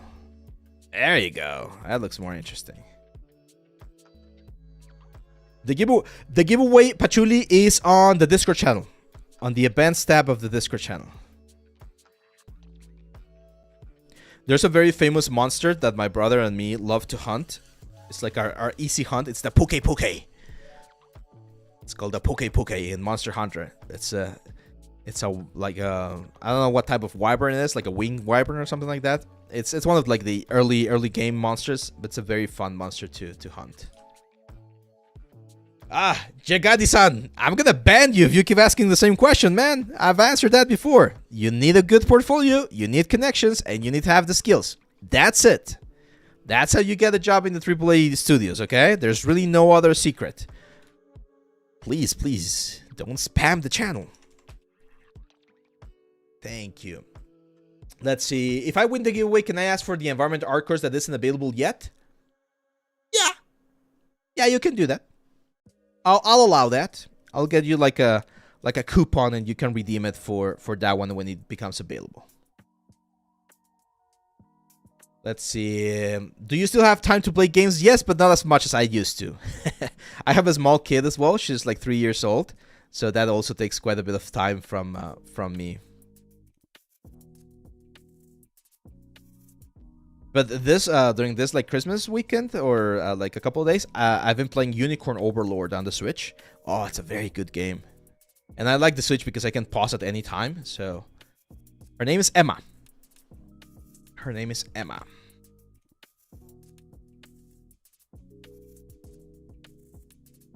There we go.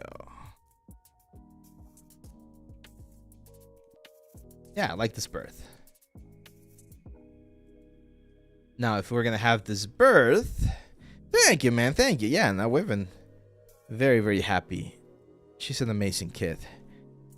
She's very smart. She loves to read. She says she wants to be an artist when she grows up. I'll tell her, no, run far from that.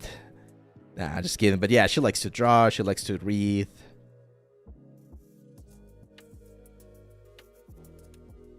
She's usually like here when I'm working. She's here and she's got like the Funko like toys and she's just playing around. Yeah, it's kids definitely change you, man. They definitely change you for the better. Yeah, thank you guys, thank you.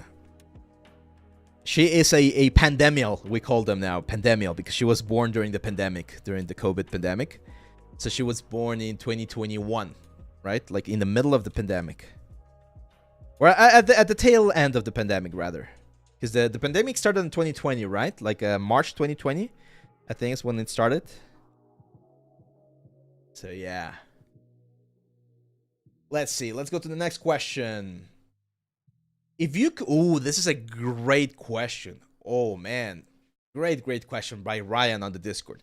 If you could restart your journey as a 3D game artist today, with your current knowledge of the industry and modern workflows, what would your learning path look like? Which skills would you prioritize? And what common pitfalls would you avoid? That's a great question. Oof. I'm going to go full screen with that.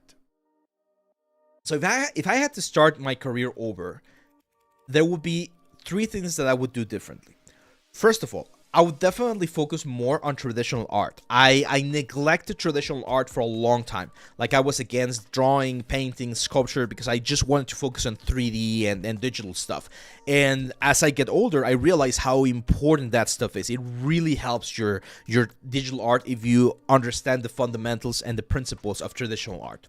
Second, I would pay more attention to the areas that are more technical, because everyone loves sculpting, everyone loves texturing, everyone loves like animation, but not everyone loves rigging, not everyone loves like scripting or like material creation and things like that. So I would definitely pay a little bit more attention to those areas as well, just to be a little bit more well-rounded as an artist.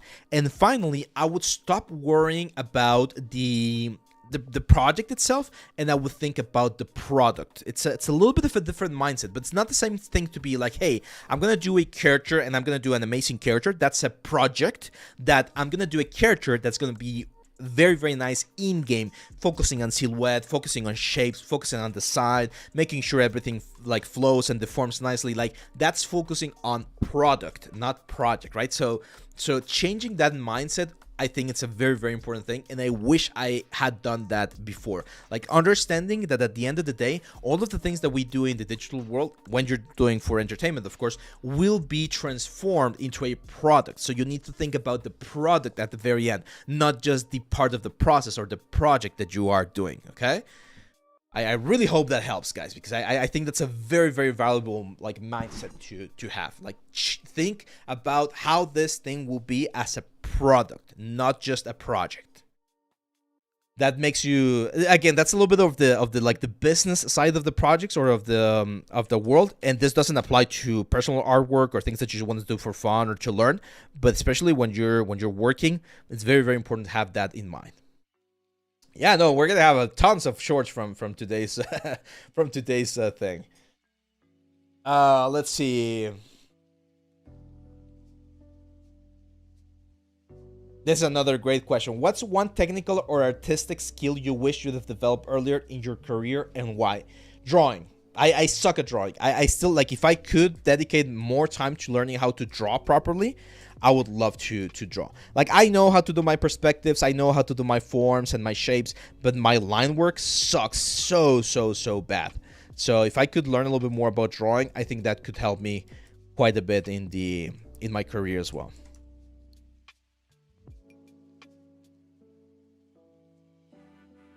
Saint Neville, what's up, my friend? Welcome, welcome. Oh, we're giving away the courses, my friend. So if you are missing, or if you want to get any of our courses from our site, and if you win the giveaway, you can get any of these ones. This year was amazing, by the way, guys. I was just like counting. We did 5 courses this year. We did introduction, actually 6 courses. Introduction to Marble Designer, Substance Painter from Beginner to Master, Complete Guide to Retopology, Anatomy for 3D Artists, ZBrush for iPad, and the Portfolio Presentation Workshop. So 6 courses for a year. I think that's a good number. I'm gonna try to keep that one for next year as well, starting of course with the environment course.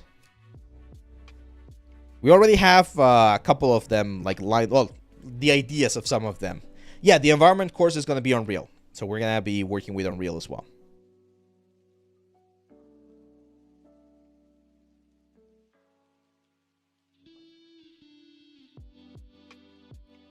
We are going, no, we're going to be doing Maya, ZBrush, Substance, Unreal, Marmoset. We're going to be doing a little bit of everything. So it's a it's a more advanced course. So if you want to be ready for the environment course and you are just starting your 3D career, I strongly recommend you do at least the ZBrush stylized characters and the Substance Painter course.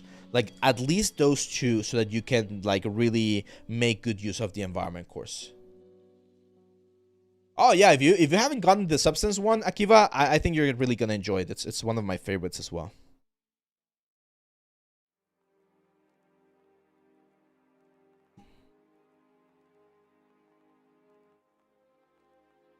Cut the beak right there. All of this thing's gonna be like a hard surfacey thing, like a carapace. Someone was saying like a carapace here on the top of the character. There you go. That's awesome, Mule Fry. Yeah, you're gonna enjoy the Retopology one as well. You can enter the giveaway by going right there. David just wrote it. It's going into the Discord and then on the events channel. How many and what softwares do I need to learn as a beginner character artist? Atharba, that's a great question. Give me 1 second, guys, because I'm getting harassed here. Sí, bueno. De Amazon. A ver, denme un segundito. Ahorita le abren. Gracias.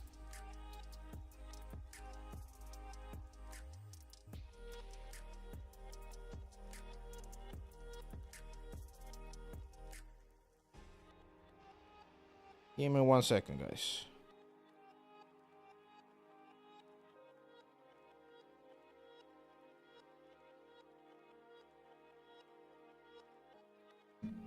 Okay, yeah, apparently we got a Amazon package.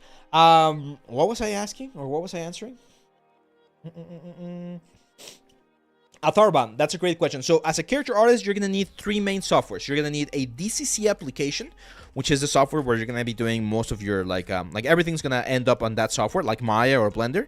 You're going to need a sculpting software like ZBrush or Blender, and you're going to need a texturing software like Substance Painter or Marmoset. So those, I would say, would be the 3 main ones. If I had to pick, I would pick Maya, Substance, and ZBrush as my like core softwares to do this. But if you want to be a little bit more, you know, if you don't want to waste or invest a lot of money, you can just do Blender to do what Maya would do and what ZBrush would do, and add Substance on top. Okay. Let's see. How do you continually keep motivation when working on projects, and how do you deal with imposter syndrome? Oh, that's my secret, Captain. I always have imposter syndrome. No, but getting real, yeah, it's imposter syndrome. It's definitely complicated. It's a complicated thing to deal with. I'm not gonna deny. But it's one of those things that you need to understand. That's only on your mind, right? Like the only one that's seeing you as an imposter, it's yourself. Like no one's telling you, hey, you're an imposter. Get out of here. And then you can also go the other route where you're like, I don't care. Even if I'm an imposter, I don't care. I'm just going to continue doing what I like doing and screw everyone else, right? Which is a very good mindset to have as well. Like you guys might not see this as much, but we do get some hate here. We get hate on Instagram. We get hate on Reddit. We get hate on Twitter. It's fine. Everyone's entitled to their own opinion. What I do is I just tune myself out of it. Like if there's absolutely nothing valuable to be like gained from that particular interaction, we just like sometimes we just ban them or kick them. I don't know. I don't care. It's just like, hey, I don't have energy. I have enough stuff to do to add worrying about like stupid stuff like that on top of it, right? So just be mindful that we're all in this together. We're all learning. Everyone's trying to figure out its own path in life. And as long as you're doing what you like, and as long as you're, again, learning and improving, then you're doing fine, okay? I know it can be, again, difficult. Mental health is very important. I have a huge advantage, and that's that my wife is a psychologist. So she gives me therapy every now and then, you know? Like, of course, she's my wife, and she'll talk to me like my wife. But every now and then, she'll put on her, like, psychology hat, and she'll, like, really explain a couple of things to me. And that can, of course, really help. So if you have the option to go to a therapist and get some help as there as well, that's also quite valuable. Let's see. Octane is really good. Yeah, Octane is also a very good render. This one's an amazing skill or an amazing question. We tried doing challenges before. We did that earlier last year, but unfortunately they were not getting as much traction. But yeah, we might give it a shot every now and then. Okay, so here it is. I want to answer this question because it's a big one. And the question is, what is the most valuable non-technical skill you've developed in your career as a game artist? This. Public speaking. Being able to remove that shyness, remove that fear of being judged, of being criticized, and just talking. Just being comfortable enough talking in front of people, in front of a camera, and just like explaining, getting your ideas across. If you ever want to have a leadership position at a studio or at a project, you will need to develop this skill. And I consider myself an introvert. Like my favorite day would be staying at home, reading books, playing games by myself. You know, that would be like the ideal day for me. But as part of my job, I do this a lot. I stand in front of people, I help people out, I teach the students, and I try to put my best face forward, right? It's definitely a skill that you need to develop, how to keep people interested in what you're talking about, right? How to engage with them, how to make the topics and the elements more interesting. That skill has helped me particularly quite a bit. But even if you remove that and you just think about being a little bit more extrovert, right? Like being able to properly and to comfortably interact with more people, that skill, my friends, will open you so many doors. It's one of the fundamental skills of successful people out there. And I'm not saying I'm a successful people, or a successful, like completely successful artist, but a lot of like all of the leaders that you ask out there, one of the thing is they know how to interact and how to generate quality relationships with everyone else. So work on that. You guys want me to give you a little exercise to do? Like I did have to learn this pretty much like how I teach like a 3D, like with little exercise and little practices. But here's one very simple exercise you can do. I'm gonna give you 2 or 3. First of all, you're here right now. You're listening to me, right? You can chat. I'm not gonna say anything bad about you. I'm not gonna criticize you. I'm gonna read your comment and I'm gonna answer back. You can chat. No one's gonna criticize you. No one's gonna care what your username is. No one's gonna care what you say as long as it's not offensive. So just practice chatting. Ask a question. I'm challenging you right now. If you're one of those introverts that's watching the stream right now and you wanna work a little bit on being more outspoken, more outgoing, get that fear out and just ask me any question right now here on the chat, and I promise I'm gonna answer to you. Okay? That's a very simple exercise. Just like like having more interactions or just like commenting and answering and talking in social medias and in social networks, it's a great way to get rid of that fear of being judged or being criticized. That's the first challenge. Okay, now the second challenge, or the second sort of like exercise that you guys can do, is when you go outside to the real world and you go and buy I don't know, some chips, a soda, you go and buy some food, try to make small talk with whoever it is that's serving you, okay? And it could be very simple questions, things such as, it's been busy, right, today? And they're gonna answer. Or, has there been too much work today? Or, what would you recommend I get? Like, what's your favorite coffee if you're getting a coffee? Like, those sort of like very small interactions will make you more comfortable to talking to other people that you don't know. And usually when it is someone that's serving you or that's selling you something, the interaction is already there. You're already gonna be saying thank you, yes, please, whatever. So it's very easy to just add a couple of extra sentences to give you a little bit more, fluidity in how you approach people. Once you do that, you can start approaching other people, random people on the street. Like if you're waiting for the bus or if you're online somewhere, you can just start making small talk. And I know it's a very cultural thing. Like not every culture, not everyone likes doing small talk, but it's a very, very interesting skill that you can develop to be more outspoken. So you gotta try that one, okay? Let's see. Lionspat says, hey Abe, I want to ask a question regarding having a passion for art. I keep hearing that you must love art to be great at it someday, and I love 3D, but I'm even more inspired by becoming a creative director. I enjoy the business side, the screenwriting, the music, all of it. Do you think having that goal could negatively affect my development as a 3D artist because I want to do more? No. On the opposite, like you might be, well, how do I say this? Like, it's fine. Like, for instance, Christopher Nolan, right? Or Steven Spielberg. Like, all of them are amazing directors.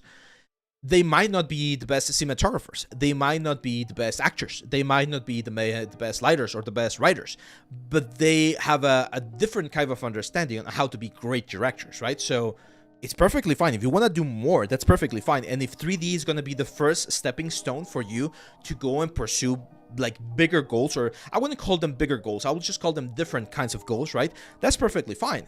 But my best advice there, and this is an advice that Guillermo del Toro gave in a talk a couple of years ago, if you want to be a director, start directing now.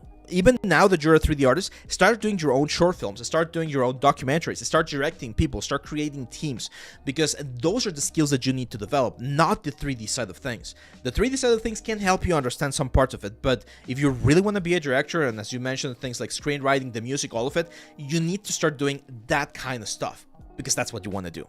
That it's as simple as that, okay? Because it's gonna be like the more and more you get into 3D, the more and more it's gonna be difficult to jump there, okay? Or to jump into the other stuff. We got a winner, and the winner is Calibre Gaming. Congratulations, my friend. You are the winner of the, if I'm not mistaken, third giveaway that we have today, the third course that we're giving away. So congratulations, my friend. Congratulations, Calibre Gaming. I'll be reaching out to you at the end of the stream. There you go. Yeah, that's, oh, Bacaloca, that's an amazing quote. People like people. Social network is full of hate that you'll never see in real life, and artists like to talk to other artists. Yeah, absolutely agree. Absolutely agree. Like, social network is so negative, guys. So negative. Like, it's so negative that one thing that I'm considering doing, I might be getting a new cell phone soon because the one that I have is a little bit old. So I'm thinking about keeping one cell phone for all of the socials that I do for the channel and checking it only like a couple of times per day, because it does hurt. Like when I see a negative comment, and there's some very, very mean comments, it does hurt. So you gotta learn to separate yourself from that and understand that, as Bacaloca is saying right here, people on the real world, they're not as mean. Of course, there's a lot of douchebags out there as well, but more often than not, artists are perfectly fine, and you can talk to them, and they're gonna help you out, and they're gonna talk to you about their favorite stuff. So don't be shy, guys. Don't be shy, and start like talking to more people. Let's see. It says, hi, I'm from Ukraine. I recently came across your course about the Canon, and it was beautiful. I've started following you as you truly inspired me. I hope to one day have skill as incredible as yours. Here's the thing, man. I don't want you to have skills as mine. I want you to have better skills than mine skills, okay? That has always been my goal, and I've been like 100% sure about this ever since I started teaching. The reason why I like to teach is because I want to see you guys doing amazing things. And the secret to that is because I want to see those amazing things and then be inspired myself and do more things. And that way we build this like positive feedback loop where we all help each other. So don't see my stuff as the stuff that you want to be as an artist. Like, see me just as a stepping stone. I'm just gonna be here in one part of your artistic journey, but I'm sure you're gonna be doing so many more amazing things in the future. Okay, so focus on that. Don't see me as the ceiling. No way I'm the ceiling. Okay, see me as a nice little like guy that's helping you in your journey, but just strive for more. Go for way more interesting things. Okay, and it's awesome that you're here, my friend. I'm happy to have you in this community. Shido Itsuka says, I'm exploring in Genshin Impact while listening to you. Oh, that's awesome, man. I'm really waiting for the new characters releasing next week. Hopefully I'm lucky on my pulls. There you go. Parrot says, I did 2D sketching and 3D art for 2 years. Now I shifted to 3D animation. You can share it with your friends. This guy, one of the best YouTuber you can find. Yeah, you can share it here, man. I'm a happy imposter. You're an imposter. He's an imposter. Yeah, we're all imposters, guys. At the end, like, we're all figuring this out, guys. We're all figuring this out, so... When talking about other industries or other possible jobs, how have you gotten those jobs? Did you propose to the companies or just happened both? So there's been times where I literally go and knock at the doors and it's like, hey, my name is Abraham. I do 3D. I saw your company. We did this similar thing to other company. Would you like to explore this idea? Sometimes they'll tell you no, thank you. Sometimes they'll tell you sure, give me a pitch. Sometimes they'll tell you give me the pitch and then give me the quote. And sometimes they'll never answer you back. That's how it is. That's how business is. You knock on doors and then some people will buy, some people won't buy. So yeah, it's a little bit of both.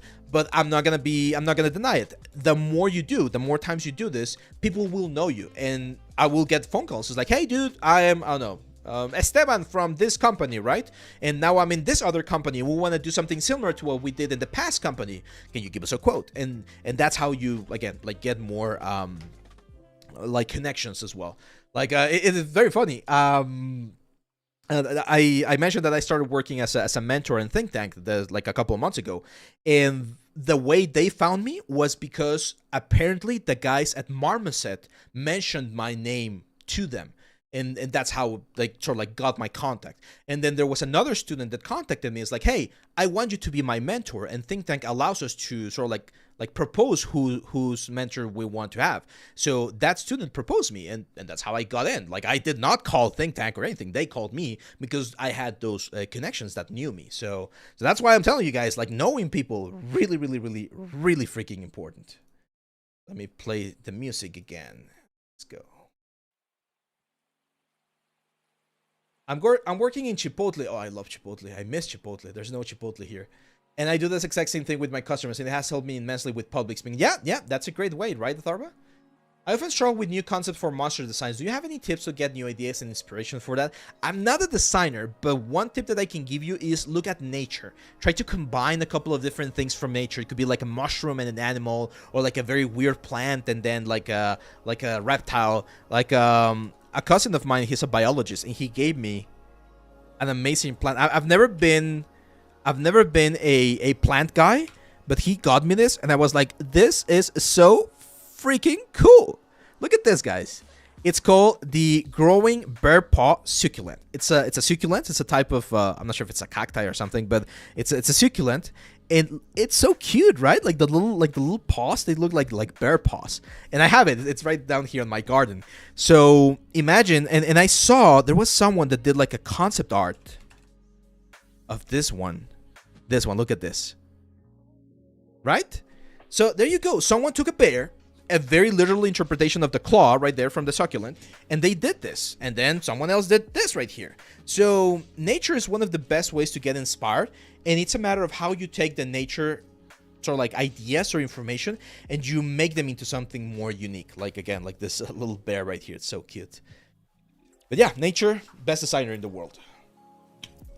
Basni, why are your tutorials not in Udemy? Because the pricing options in Udemy are really bad. They have a practice that is not very useful, to be honest.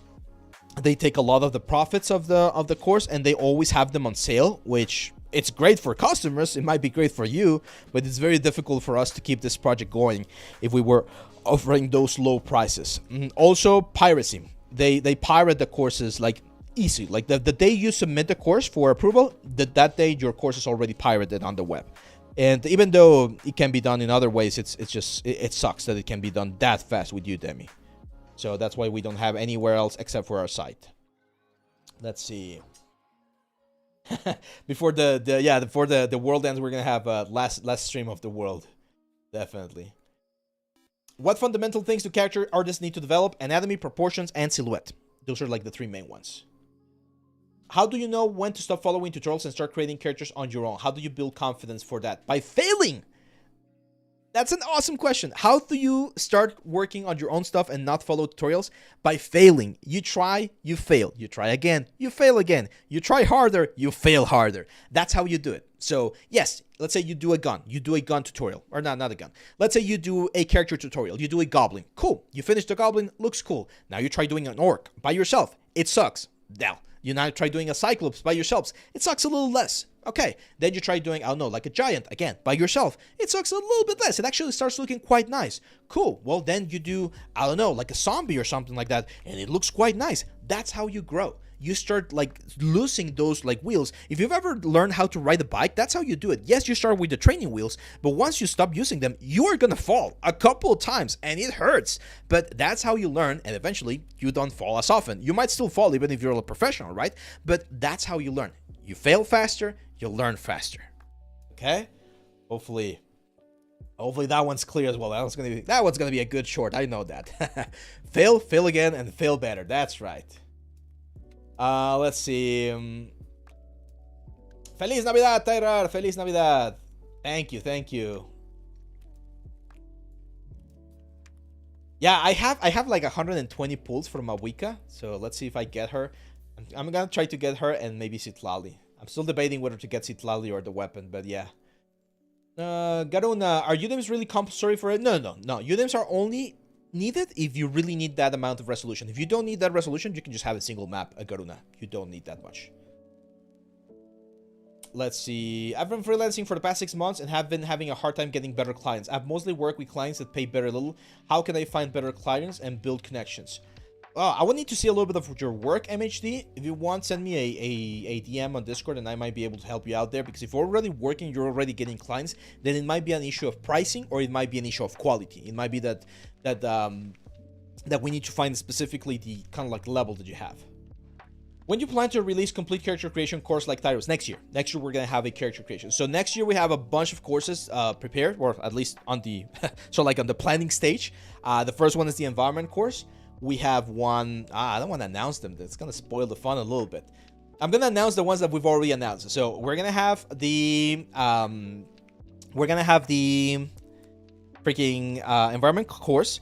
We're going to have a female anatomy course that we've already announced, and we're going to have a full character creation course like Tyros. So it's going to be like the retopology, UVs, texturing, everything. And that's probably going to be the female character. So again, to save a little bit of time, it's probably going to be one course for the high poly sculpting. And then the second course is, we already have the high poly. Let's just do the full process to get it ready for games. So that's probably going to be it, the female character, because that's probably going to be the easiest one for me to continue working. So yeah. Instamat. I saw a little bit of it, but I'm not sure. Should I prioritize learning Houdini over Maya? For Maya, you have a course. Should I get it or wait for the new one? No, this course, if you've never used Maya before, this one is an excellent one to start with. This one, the Maya stylus work, because I teach you a little bit of everything about Maya. So yeah, we would rig it, but we would use some sort of like auto rigger. I don't think I'm gonna teach the rigging portion. Otherwise, it would be like a massive one. No, we don't have a coupon code this time around, man. But we are giving away courses. So if you are not on the Discord, make sure to join Negati so that you can participate and maybe win a course for yourself. So yeah, this one right here, the Maya stylized works, it's a really good one to learn Maya. If you want to learn Houdini, that maybe is because you want to do more like BFX and things like that. If you want to do that, just start with Houdini.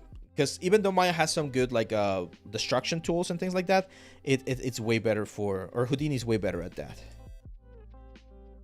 I'm gonna rotate this character to make him a little bit more animal-esque.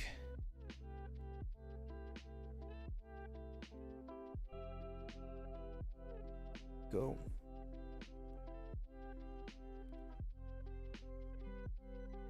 I want to make him a little bit like an ostrich. That makes sense.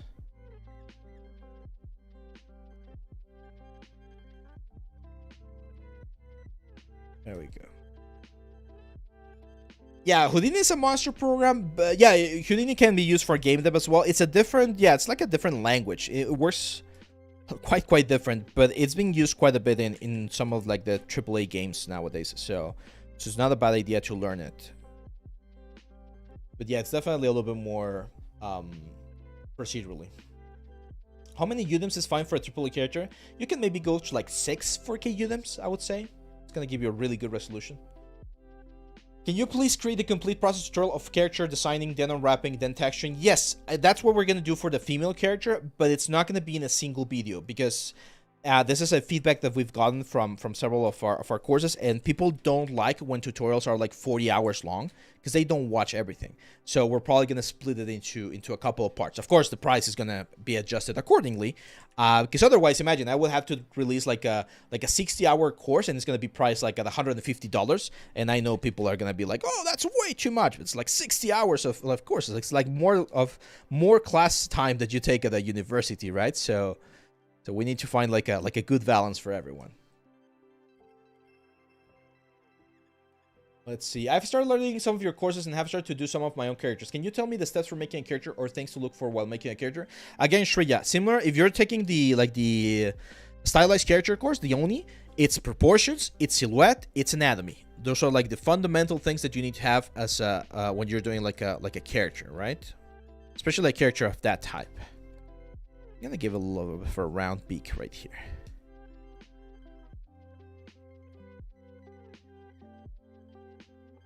Definitely should be shorter on the lower end. There we go. Can you please my girlfriend like Garuna. I was about to read that message, man. That's being naughty, man. You're gonna go into the naughty list now. Okay, the premium course is there. We still got 18 minutes to participate on this 4th giveaway, so make sure to go there. And let's take a look at more questions here on the Discord.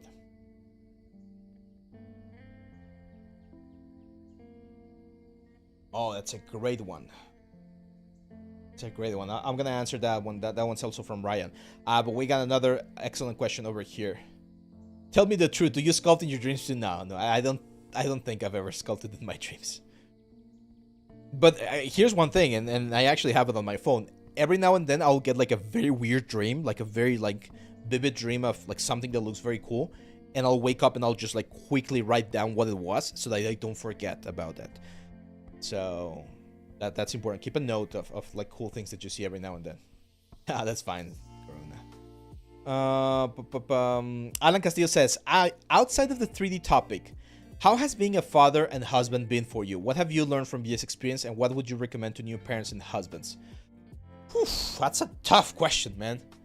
It's a big question. So one thing that definitely changed was the fact that now you have more responsibilities, right? So I remember when I was single and when I didn't have a kid, I could take a lot of freedoms. It's like, I don't want to work for a couple of days. I'll just like procrastinate a lot. Now I can't do that. I need to keep the boat afloat, right? So I need to pay bills, I need to pay rent, I need to pay everything. So it does bring in a lot of responsibilities that sort of like pushes you to be a better man, to be a better like husband, a better father, so that you can take care of them, of your wife and of your kid. And that definitely brings another level of pressure as well. So it's a matter of learning how to manage that pressure, right? Like understand that it's good kind of pressure because it keeps you like moving forward. And also, you want to be a good example, especially for your kid. You want to see, or you want to make sure that your kid or your kids, they see you as someone to look forward to, right? Like to look up towards. So it's important that you, well, keep working. That's pretty much it. Has it been difficult? Yes. You get you get tired more. There's some sleepless nights and some very early mornings, but it's a fun. It's a very, very fun experience, very enriching experience. Another thing, and I've talked about this with David, this is a little bit more of of a deeper, again, like philosophical thought, right? But one thing that changes you quite a bit when you become a father and when you get married, I think, is that you start seeing the value in other things that you didn't see before, right? When you're young, you think that the most important thing is fame and money and experiences and things like that. And once you sort of like settle down, you realize that there's so many other things that are more and more important. So back in the day, I would feel very stressed about, for instance, not working on big projects or not being famous or things like that. And nowadays it's like, I don't care. I don't care. As long as I can bring food to the table, pay for the things that we need, keep my family happy, be happy myself, that's all that matters, right? So it definitely changes your perspective. Some people see that as a sort of like being, I don't know, not ambitious enough, but you can still be ambitious. It's just that you realize and you put into perspective what things are more valuable to you. And that's something that everyone will like see for themselves. Like I'm not saying like that's the only way to be, right? Like there's multiple ways to see life, but it's important that you find the things that are valuable for you in life and you pursue those things, because when you do that, that's where you're really gonna find that fulfillment and that happiness that we're all looking for. And again, I know it's a little bit of a philosophical thought and stuff like that, but it's important to remember that we're not only 3D artists. We're not only doing this as a job. We're also doing this to live our lives, right? So it's important to keep the important things always in the center of our mind. Let's see. How do you deal with burnout? Oh, that's a tough one as well. That's a very tough one, because that's one thing that I do struggle quite a bit. It's one of like my Achilles heels, or how they call it. It's like my weaknesses. I do get quite a bit of burnout frequently. So try to balance things is the best way I could like explain this, because unfortunately burnout, the only way to change burnout is to try to change the conditions, and sometimes you can't do that, right? Like your work conditions. So it's more about trying to find the little like breathing moments throughout the day, maybe having a coffee early in the morning, stuff like that, right? I'm gonna give you a perfect example. I was very tired from the last couple of days, so I woke up literally 15 minutes before the stream, and I haven't had a cup of coffee, I haven't had breakfast, nothing. I'm not complaining or anything. I'm just saying that, hey, sometimes you're just gonna roll with the motions and just keep going. But as soon as the live stream is finished, I'm gonna have a good cup of coffee, I'm gonna have a good meal, and just take care of myself for a couple of hours, right, before I come back and continue working on all of the stuff that needs to be done. But yeah, just understanding that like, work's always gonna be there. I think that's another like thing that we seem to forget. Work is always going to be there. Like there's never going to be a point where there's nothing you can't do. There's always going to be things that you can do. So you got to understand, it's like, hey, well, if work's always going to be there, might as well just wait a little bit for the next stage. Of course, don't procrastinate too much, but just be mindful that that you will have time to work on it a little bit later. Let's see.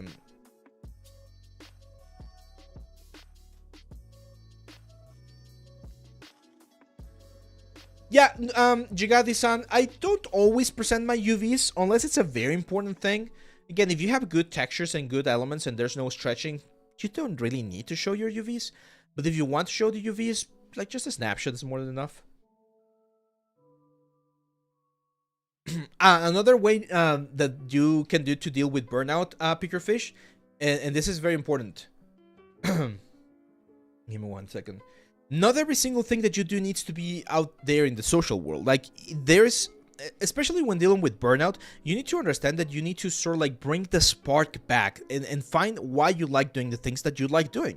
So every now and then, do a project, a personal project, and don't show it to anyone. Maybe your close friends at the end or something, but you don't need to post it on your portfolio. You don't need to show it to your friends or anything. Just keep it for yourself as a little thing. Is like, hey, this is mine. This is what I like to do. I did it just for myself. I don't need to impress anyone. I don't need to follow any of the rules that we normally follow. I'm just gonna do it for fun. And doing those kind of things can really help you out with the burnout, because that way you sort of like go back to basics, go back to remembering why you did or why we're doing this in the first place, and that can help you recover a little bit of the battery. But as with everything, you need to find that balance in your work, in your life, and find those things that really bring a meaning to what we're doing. That's the secret to staying motivated. Motivation is not going to be present all the time. You also need discipline, right? But it will definitely help you if you can keep things balanced. So yeah, look, those personal projects are really good to sort of like keep you in line. It's like this one right here, right? Like, unless I really spend enough time like really developing this character, adding more stuff and things like that, this is just gonna stay as a little like sculpting, like a chill sculpt that we did here during the live stream, and that's it, and that's fine. A lot of people, or we tend to be very harsh with ourselves, and we sometimes want to think that every single thing that we do is going to be a masterpiece. No, dude. Not even the masters, you know, Da Vinci and Michelangelo and all of those guys, not even them did everything as a masterpiece. They had a lot of practices, trial and errors, sketches, like things that never like materialize into something bigger. Okay? I know sometimes we see the sketches of some of like the pro artists is like, dude, that's a masterpiece already. But yeah, but you can understand, like, there's a lot of years and time in those like things, right? Like practice that gets you to have like sketches or things that look really nice, even though they're just sketches.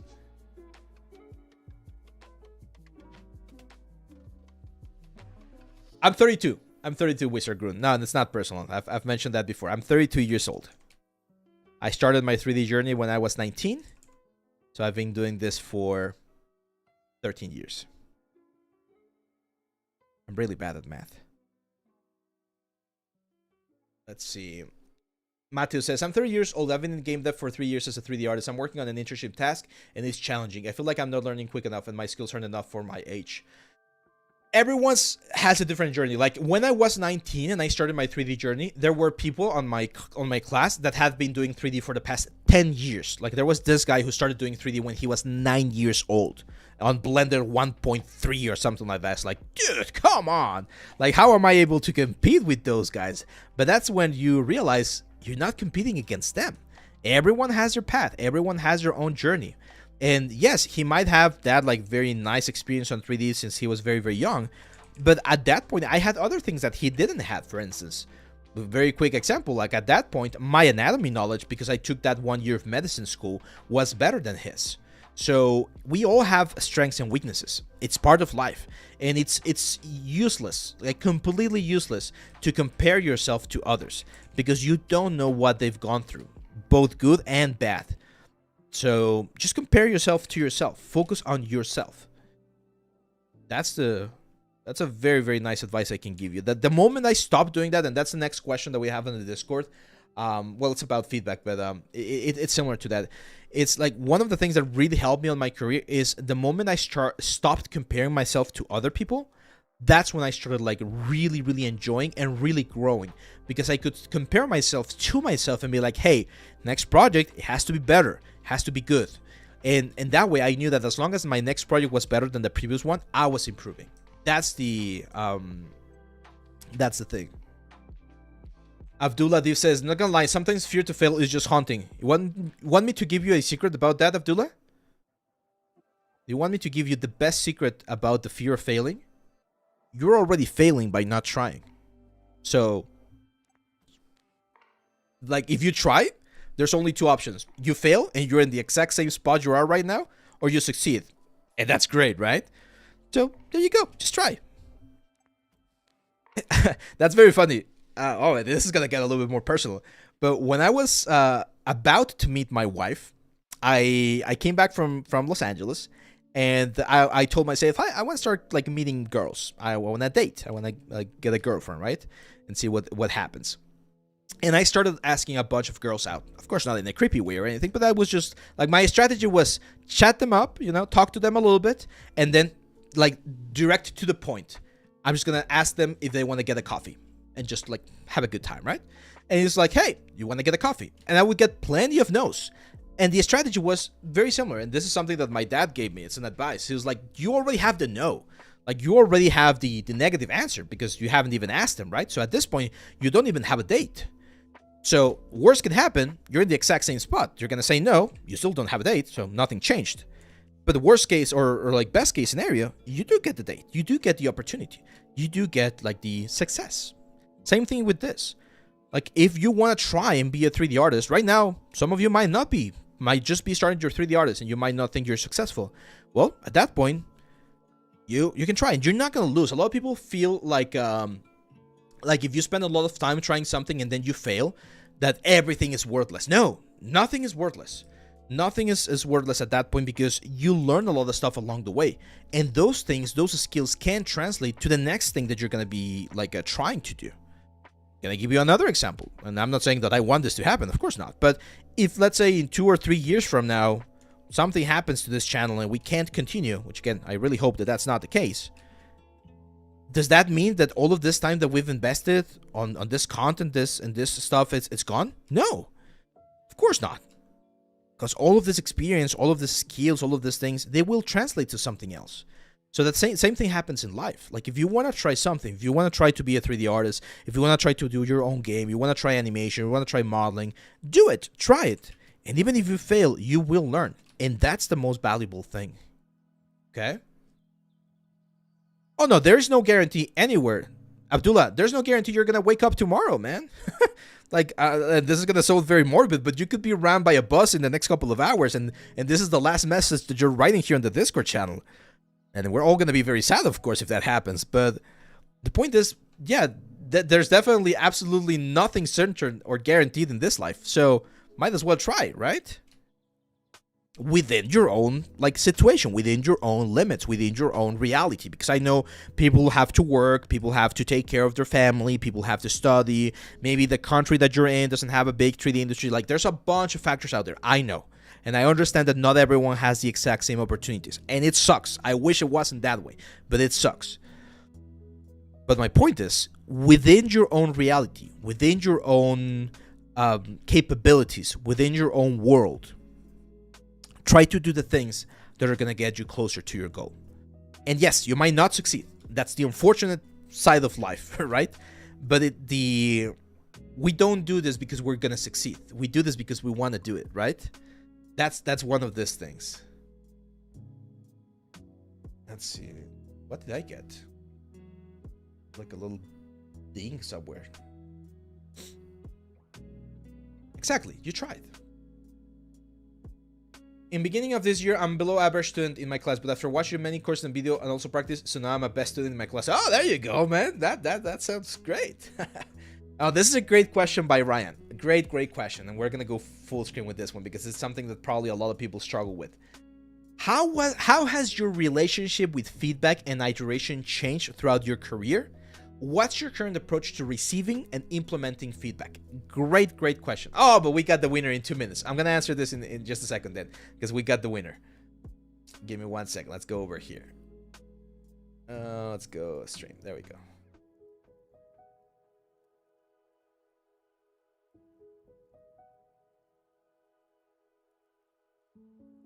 See, we got 2 minutes. 2 minutes to go for the winner.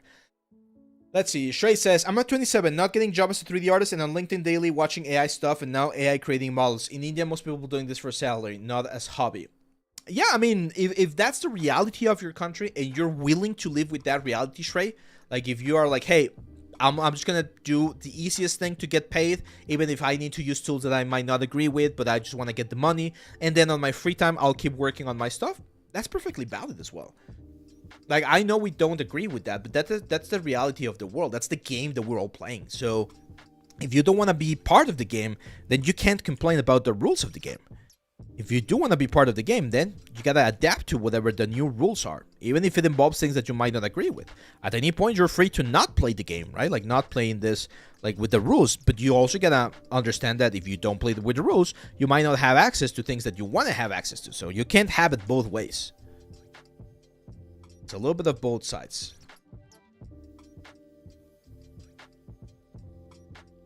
I love the way this stream has turned into a motivational speech filled with nuggets of wisdom. So inspiring. Thanks. Hey, you're welcome, Anna. And yeah, I knew this was going to be a little bit of a reflective stream. It's always, see you next year, Devron. Thank you for being here. So it was going to be like this because the end of the year always feels very nostalgic, right? Because you take a look back and you see all of the things that you did. So yeah. Let's see, 4 seconds, 3 seconds, 2 seconds, 1 second, and we go with This is the winner for the 4th giveaway, and the winner is... Hey, what happened there? It reset? David, what happened, David? It's going up. Oh, there you go, there you go. Something happened there. Weird. B-Walk, there you go. B-Walk, congratulations, my friend. B-Walk, you are the winner of the 4th present today. You are the winner of the 4th present. Congratulations, my friend. I'll be contacting you again very, very soon.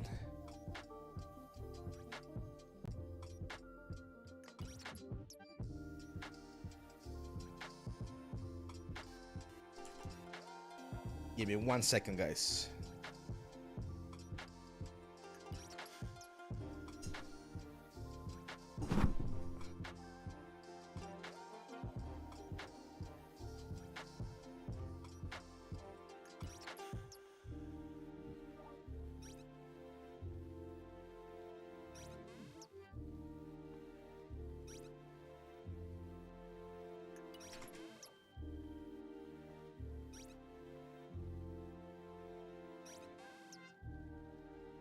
Well, guys, I got a very important message.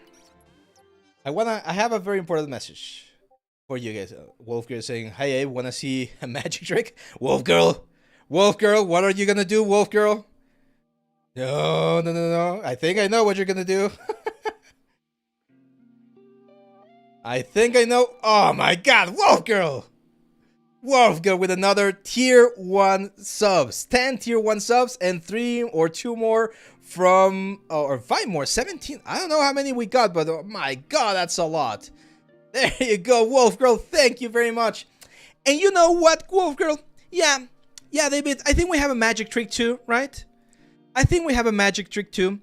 We're gonna go for the final giveaway, guys. And for this final giveaway, my friends, we're gonna give away all of the courses. So the lucky winner will get access to all of the, I believe it's 8 courses that we have right now. So all of the courses for the winner of the next giveaway, okay? David is gonna be setting it up in just a second. That's like 300 and 350 USD value for all of the courses. So David's gonna be setting that up here in just a second. So yeah, whoever wins the next one will get literally all of the courses from the site right now, okay? So it's like the golden ticket of courses. So make sure to go into the Discord channel if you're not there already, because David's about to set up the whole thing. And in just 30 more minutes, we're gonna be giving away all of the courses to one lucky winner. That's our Christmas gift to, of course, all of you guys, to the community. It's our thank you for being supportive along this whole year. It's been amazing so far, and we're not stopping, by the way. This is just the beginning. We're going more and more. We're gonna achieve more and more. So yeah, get all of your lucky charms ready, because you can be the winner of all of the courses. Now, let's go for one of the questions. This is a great question. Another great question from Ryan. And he asks, how... Let me go full screen. There you go. Thanks for the follow, Adi. Thanks for the follow, iArt, as well. There you go. And yeah, you guys gotta follow, like, all of the Prime subs here. You gotta thank Wolf Girls. Go Wolf Girl. Thank you very much for your support. It really means a lot to us here on the channel. And Prestiramis is gonna summon Bahamut, apparently. There you go. Everything counts right now.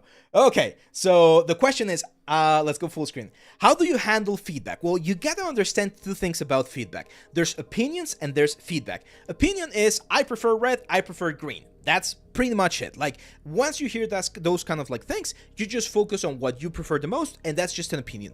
Feedback should be something that really has to do with the technical execution of what you did. Are your colors like dull? Are your forms wrong? Is your anatomy in the wrong spots? Like, how are you dealing with lights? How are you dealing with the deformations? Those kind of feedbacks, you do need to take them into account. But there's a secret. You gotta learn to separate the art from the artist, okay? One thing is for them to tell you, you are a bad artist, which sucks, and no one should ever tell you that. You should never take that from anyone. And someone can tell you, that piece of art that you just did sucks. In that case, don't take it personal. That's the best advice that I can give you. Don't take it personal. They're not criticizing you. They're criticizing the artwork. And then you need to be very critical, very objective, very honest with yourself, and say, okay, yeah, there's errors there. how can I fix those errors? How can I improve those errors? Ideally, the best kind of feedback you're gonna get is someone tells you what's wrong and how to fix it. But there's gonna be persons or like peers, people around you that might tell you, hey, this looks wrong, and they don't know how to fix it. That's your job now as an artist to figure out why it feels wrong, why it looks wrong, and how to best fix it to get a nicer piece on your portfolio. Okay, so that's how you take feedback. Don't take it personal. Understand that's feedback towards the piece itself, and try to look on how to improve on that particular piece of feedback. That's another great advice here for you guys on this final live stream of the year. Let's go. The Mania says, hola Eve, yo te doy mil y más gracias por haber sido un apoyo durante mi carrera este último semestre. Me tocó aprender rigging, modelado de personajes y animación 3D, y tus publicaciones me ayudaron muchísimo cuando en alguna clase no explicaban tan bien las cosas. Thank you, my friend. He's saying that he's very thankful for all of the like information that I was able to share. Are you a student of mine in one of the places where I teach, or were you studying this in some other like school? Because he's saying that he had to learn a lot of things about rigging and modeling and animation, and he was using some of my publications and shorts and videos to improve his stuff that he felt was missing on the school side of things. But hey, man, yeah, that's what we're here for. I've always been, and again, this is a little bit of a fun thing about myself, but in co-op games, whenever we play like a co-op game, I'm talking D&D, I'm talking Overwatch, I'm talking like any sort of like game that requires cooperation. For some reason, I always gravitate towards the support characters, the tanks, the healers, the debuffers, the buffers, right? Like I like that sort of like playstyle. It sort of like resonates with me quite a bit. So to me, the channel, you know, the tutorials, that's kind of like my role. I like to be that supporting figure that helps you guys in your career or in your journey as a 3D artist. And it's very, very nice to see that that through this message, my friend, because that means that we're doing the right thing. That means that we're definitely doing the right thing. Have I ever played Paladins? No, I never played Paladins. The last one I played was the Marvel Rivals one, the new game that released, what, last week or 2 weeks ago? And I was playing support as well. I was playing Luna Snow. There you go. Valorant also giving us some subs. Let's see. David, no, you're just in time, David, because we are giving away all of the courses to a lucky winner on the Discord. Let's see how the entries are going. We got 92 entries. You guys still have 30 more minutes, 26 more minutes to enter the raffle, and you can be the lucky winner of all of the courses. All of the courses. Now, to whoever is the winner, I'm going to give special instructions, because I'm not going to give you 8 codes so that you can redeem all of them. So I'm going to give you guys special instructions so that I can assign to you all of the courses and you can be enrolled in them, okay? So it's going to be a little bit different. That's 91 too many entries. Empress Tiramisu, yeah, there you go. Pachuli Soy says, yo soy de la Ciudad de México, uso tus videos para mis entregas finales de texturizado. Gracias, Abe. You are welcome. You are welcome. It's Abe, guys. My name is Abraham. A lot of people think my name is Abel with an L. It's Abe. Just Abraham, A-B-E. Abel is a different name. Says, this reminds me kind of my end-year supervisor. He would say that an art piece would suck and need to go back at it and fix it. But I had also a time when I was at my previous education, I was looking for an internship, and the dude that was interviewing me said I literally sucked and I would be absolutely... Yeah, exactly. There's a...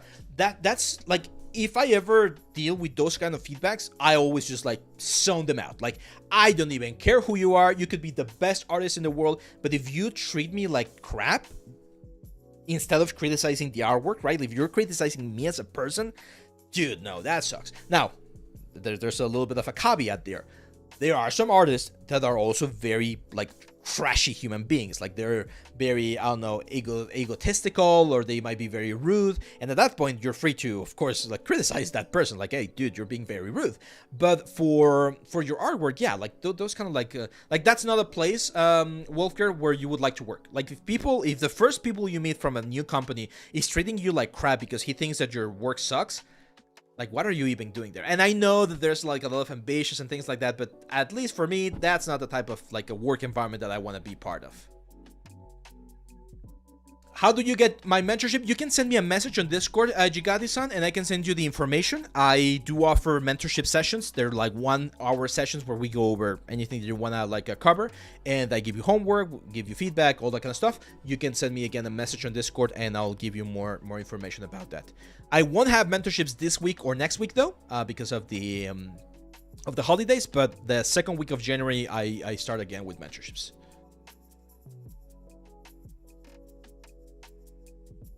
What, someone has 7 only one and wants to say one for the real? Is it possible? We'll see, Solid Mango. I don't think it's going to be possible for this one, but we'll see.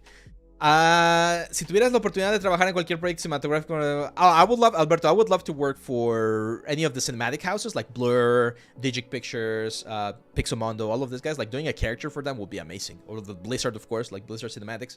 Like that would be like a dream job for me. But unfortunately, most of them do like you need to be on site, so you need to travel to that specific place, and that's where, going back to one of the previous questions about family and stuff like that, nowadays I value my family and my kids' like development and everything like way higher. So even if I can't be part of those projects, I don't need them right now. I would love to, but I don't need them to feel fulfilled, if that makes sense. Just click on my username. If you go into Discord, like my username should be on the top. You just send me a DM and I'll answer as soon as I can. La Tiesa, dude. What the hell with your day, man? ¿Cuáles son tus opiniones de usar Hardups y Box Cutter and Blender? Yeah, they're really good. Hardups and Box Cutter are good options. Hardups, Box Cutter. The one thing I don't like about this is that you have to pay, right? So, not because I don't like to pay, but because if I had to pay, well, at this point, I might as well buy another software like Maya or like ZBrush or something like that. But yeah, it's really good. Now, the one issue that I have with some of this is that they're very destructive. Well, they're not destructive, but what I mean is they might not have the best topology for games, right? So you still need to do some optimization, but they're really good. They're good plugins. If you feel comfortable working with these things, that's fine. The one problem with plugins, and this is very important, guys, very important. I'm gonna go full screen. The one problem with plugins is that when you work in a studio, not every studio will have access to those plugins. So if you don't know how to do the things without the plugins, you might be in a little bit of a mess. Some studios will be kind enough to buy the plugin for you or buy a license so that you can use them or anyone else can use it. But unfortunately, if you don't have that option, you're gonna have to do it old school. And if you don't know how to do it old school, it's gonna be tricky, right? So plugins are fine. If you want to use them on your personal work, on your personal stuff, or as a freelancer, do it. But keep in mind, it's important to also know the other side of the tools so that if you ever need to do something similar without the plugin, you can do it as well. Okay. What about my thoughts about architecture? Oh, I like it. What do you mean? Like any more specific like question about that, Abdullah? How to develop my skills in ZBrush sculpting to create realistic characters? You gotta start working on your anatomy, man. You can check the anatomy course.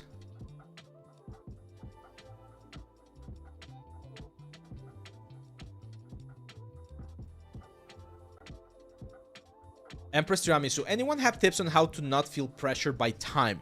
We always say it's never too late, but never know how to handle that feeling behind it, feeling like it's too late. No. Okay. Yeah, I think I might have misspoken about time. I'm not saying that it's never too late. What I'm saying is that there's always time. Now, if someone, and I'm gonna give you a very like simple example. You guys like chess?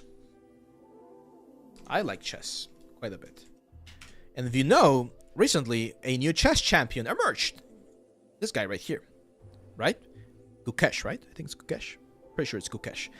And Gukesh is 18 years old. He's a grandmaster and he just won the world championship of chess. 18 years old. If you start learning chess right now, if I were to start learning chess right now, I'm 32 years old. There's no way I'm going to be able to be a grandmaster. Like at this time, like that doesn't work. That's not how it works. At least what they tell you, right? So, of course, you're not going to have the same skill as someone that started 3D 10 years ago. But you need to understand that you, Empress Tiramisu, and everyone else out there, you still have time ahead of you. And you can make with that time, or let me go full screen. The fact that you didn't start yesterday means that you did lose a day. So that day is never coming back. You're always going to be one day behind if you want to see it that way. But you shouldn't see it that way. You shouldn't see it as you're one day behind. You should see it as today is the day that I start. And from now on, I'm going to make sure that I use the time to the best of my abilities, to the best of my possibilities. Of course, someone who started 6 months ago and keeps at the same pace as you will always have better skills than you because he or she has 6 more months of experience, right? Unfortunately, unless they stop and you sort of like catch up to that time, it's going to be impossible. But that's why I'm telling you that it's not important, or it's important not to compare yourself to others, because we all have different paths in life, right? We all have different situations, different opportunities. But the important thing is, don't waste the time that you have today. Don't waste the time that you have tomorrow, hopefully.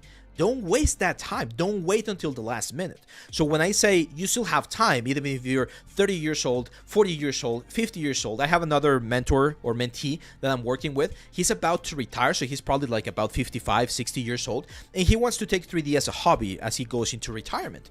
And I'm telling you, and he's asking the same questions like, is it too old for me to get into 3D? No. Is it too old for you to get a job in the industry? Probably. Like, it might be a little bit more tricky. Doesn't mean it's impossible, but it's definitely going to be a little bit more tricky. But it doesn't stop you from being able to create your own game, to create your own content, to create your own figures. You can still do 3D. You can still follow your dreams, your passion, even if it's not exactly the kind of idea that you have. That's my main point, and I've been repeating this quite a bit. Like, it doesn't mean that you will be able to achieve the exact same point. Imagine someone's 55 years old, right? And they're like, okay, my goal, my dream is to be an Olympic soccer player. That's not gonna happen, man. I'm sorry. You're not gonna be able to compete against those that are 20 years old, right? So it's an impossible dream. You would like, it would be like almost impossible. Probably it can be done, but it's so far-fetched, right? But that doesn't mean that you couldn't become like a really good soccer player at that age. Maybe in your local club or something. Maybe become a coach as well. I don't know. Like, there's other things that you can do around that particular passion that you have, which might be in that case soccer, that will allow you to feel fulfilled. That's my point. That's the thing about time. Make sure you use that time, the time that you have today, to pursue that specific path, to get to that specific goal. It's very, very important, okay? I hope that helps. Let's see. Well, I'm into 3D before college, but there aren't any 3D schools here in Egypt, so I joined architecture. How much of the skills transfer? It does transfer. It can transfer. Like, you could potentially do a pivot there, Abdullah, from what's the word, from architecture to like game design or environment like modeling. And there you go. Look, Mustafa right there saying, hey, bro, we don't have a great 3D scholarship in Egypt that I'm currently enrolled in that they've advised me to leave my job and join. So ask Mustafa here if you could somehow connect and tell him to, help you out in the path. This is what I mean by talking, by asking questions. You can meet people that can help you along the way. So there you go. Which is the best baking software, Substance Painter or Marmoset Toolback? Marmoset Toolback. But don't tell Substance guys that I said that. Yeah, Marmoset is really good. Like, really, really freaking good. Marmoset Toolback is definitely better for baking. It has more options. That's a cool thing. But Substance is perfectly fine. Like, Substance is like a 95 and Marmoset is 100. So really, really good.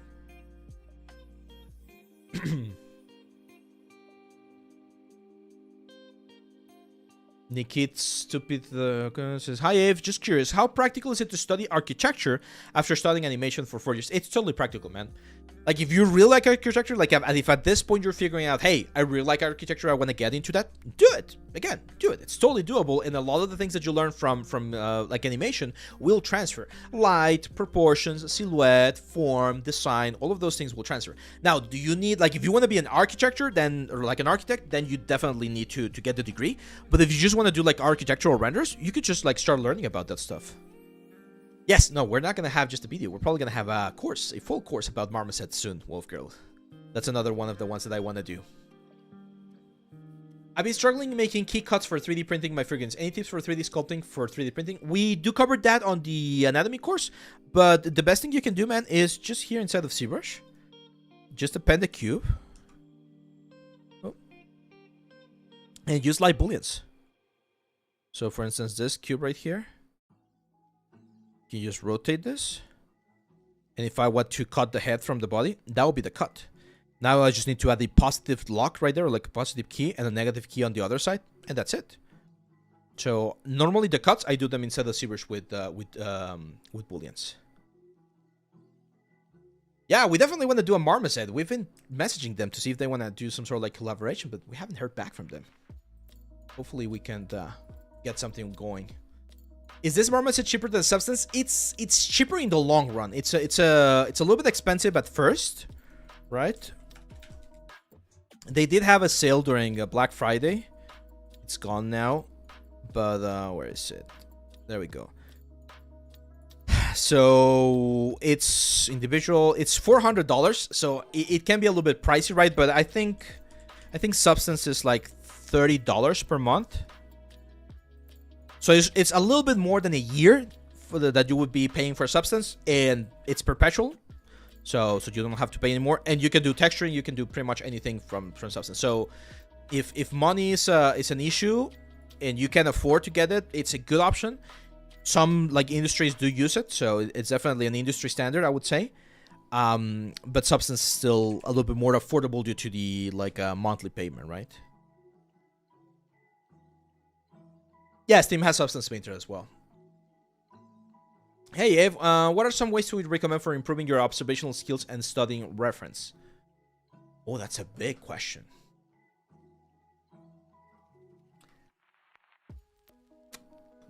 That's a big question, man.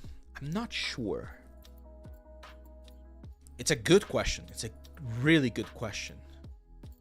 Okay, let me do an example. That might be easier. So I've mentioned this sculptor before, Richard McDonald. Love this guy. Love this guy. So I really like to look at his stuff. Again, it's really freaking good. But if we were to take a more, let's say, analytical approach to it, right? Like we want to look at it and we want to learn from it. How can we learn from something like this? Right? That would be the question.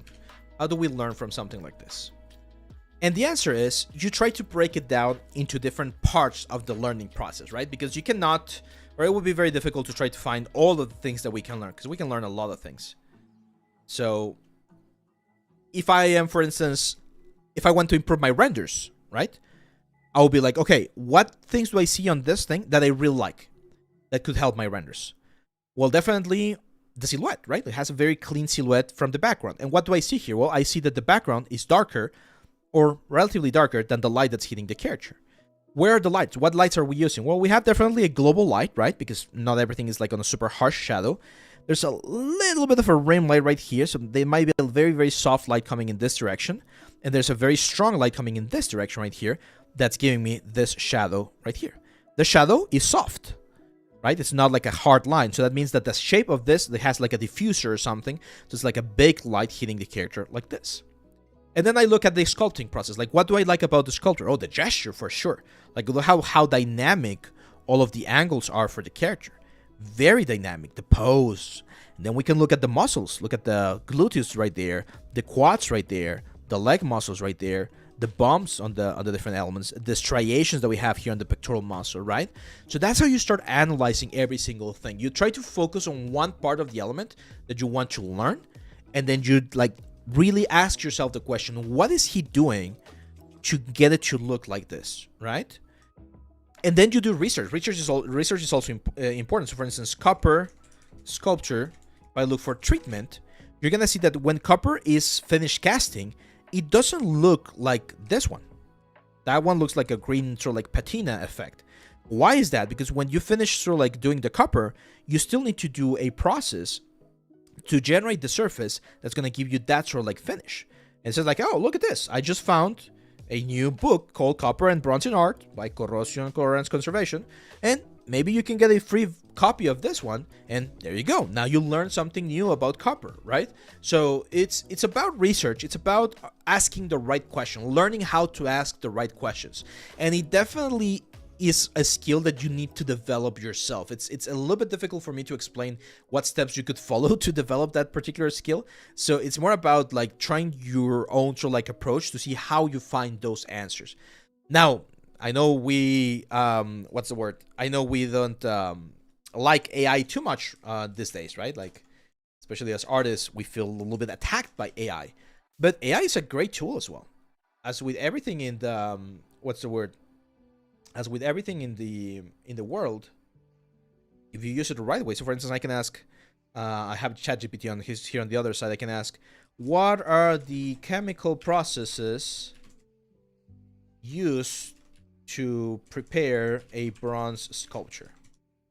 right? It's gonna give me a big answer there.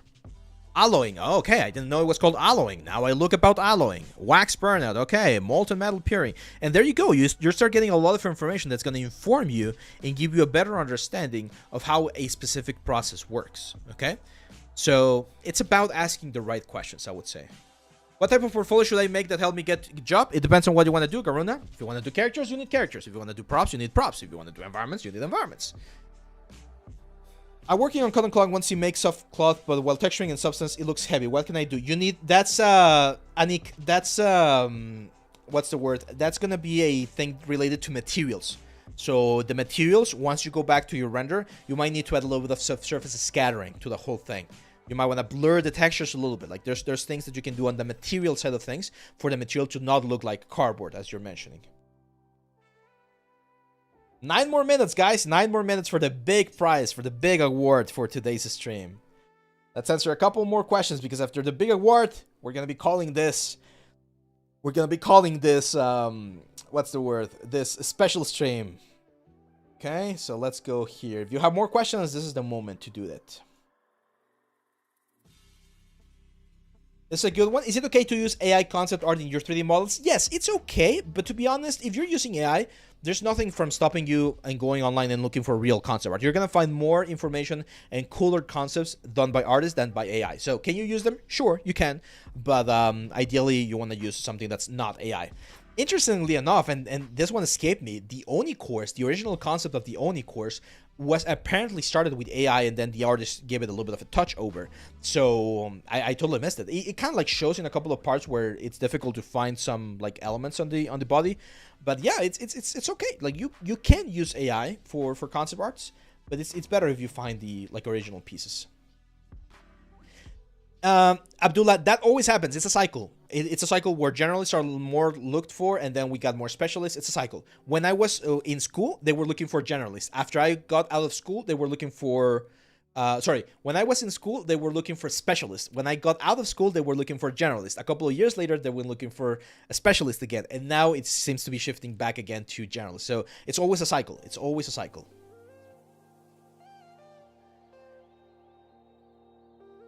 I have a course about Marble Designer where we go over that kind of stuff. Most of the work in my country is on the mobile stylized field while I want to work at cinematics. What should I do? Learn stylized to get the work? Yes, that's actually like a very nice way to do it. You learn stylized, you get work, you get paid to do it, and then on your free time, you keep working to polish your skills for cinematic work. That's how it is. That's how it is, my friend. And there's absolutely nothing wrong with doing things for mobile games and stylized fields. I'm going to give you a secret here. There's a lot of work out there, as I've mentioned before, where you don't have crunch hours. It's very easy work. It gets paid quite nicely. And yeah, you might not have like the most famous name in your curriculum. Like you're not working for Marvel or for Pixar. But you're, again, putting food on the table, buying yourself nice things, having a nice life. I see that as a win-win scenario, right? Now, if you do want to go for the big names, if that's what's important for you, sure, just keep in mind that the competition is fierce. And again, depending on your situation, your country, where you live, things like that, it might be more difficult, okay? How can I approach the gaming industry if I don't have industry experience? Garuna, you need to have a good portfolio, man. You need to have a good portfolio. Sir, I can't able to buy your MD course. Why is that, man? Like, you're having issues with the site or something? Question. How many is good enough for games? Third person. How many is optimal? It depends a lot. This is from Multi-Grumptier. It depends a lot on the kind of game, man. It's a difficult question to answer. Best advice, look for the game that you like. Try to look for the models online. Like, I'm going to show you another one. For instance, I actually started playing League of Legends again with my brother. And there's this site called Model Viewer.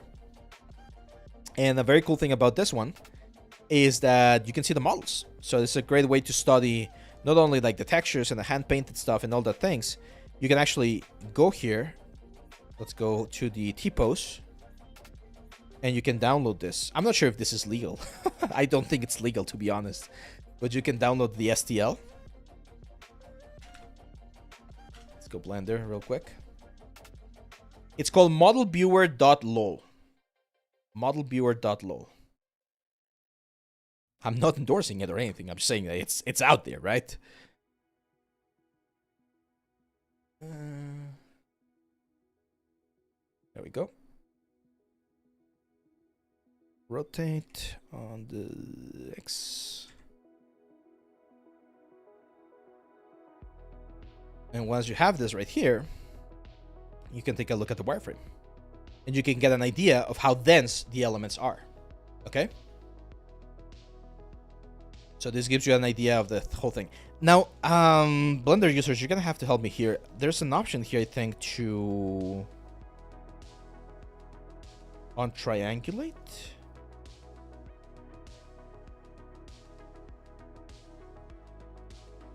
Oh, there was an option to untriangulate. F3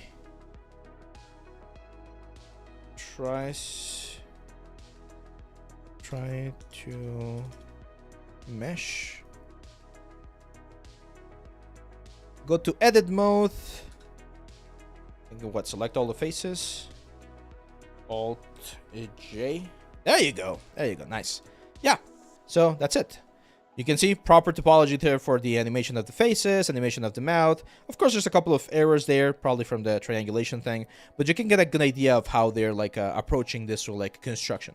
It's a good way to study models. Again, as long as you don't profit from this, you're not selling stuff or things like that. If you just use this for your own personal like education, I think this is perfectly valid. And it's a good idea to understand how they're doing it, so you can get an idea. I believe we can like load these statistics here. There they will go. So this one, for instance, has 25,000 triangles, right? So for the question about how many triangles should my character have, it depends, but this is a good estimate. Now, if you can get your hands on some models from like Marvel Rivals or from like Overwatch or from like Call of Duty, you're gonna be able to see that stuff as well. The song is from the Diana League of Legends like save creators thing space. So yeah, there's no song command.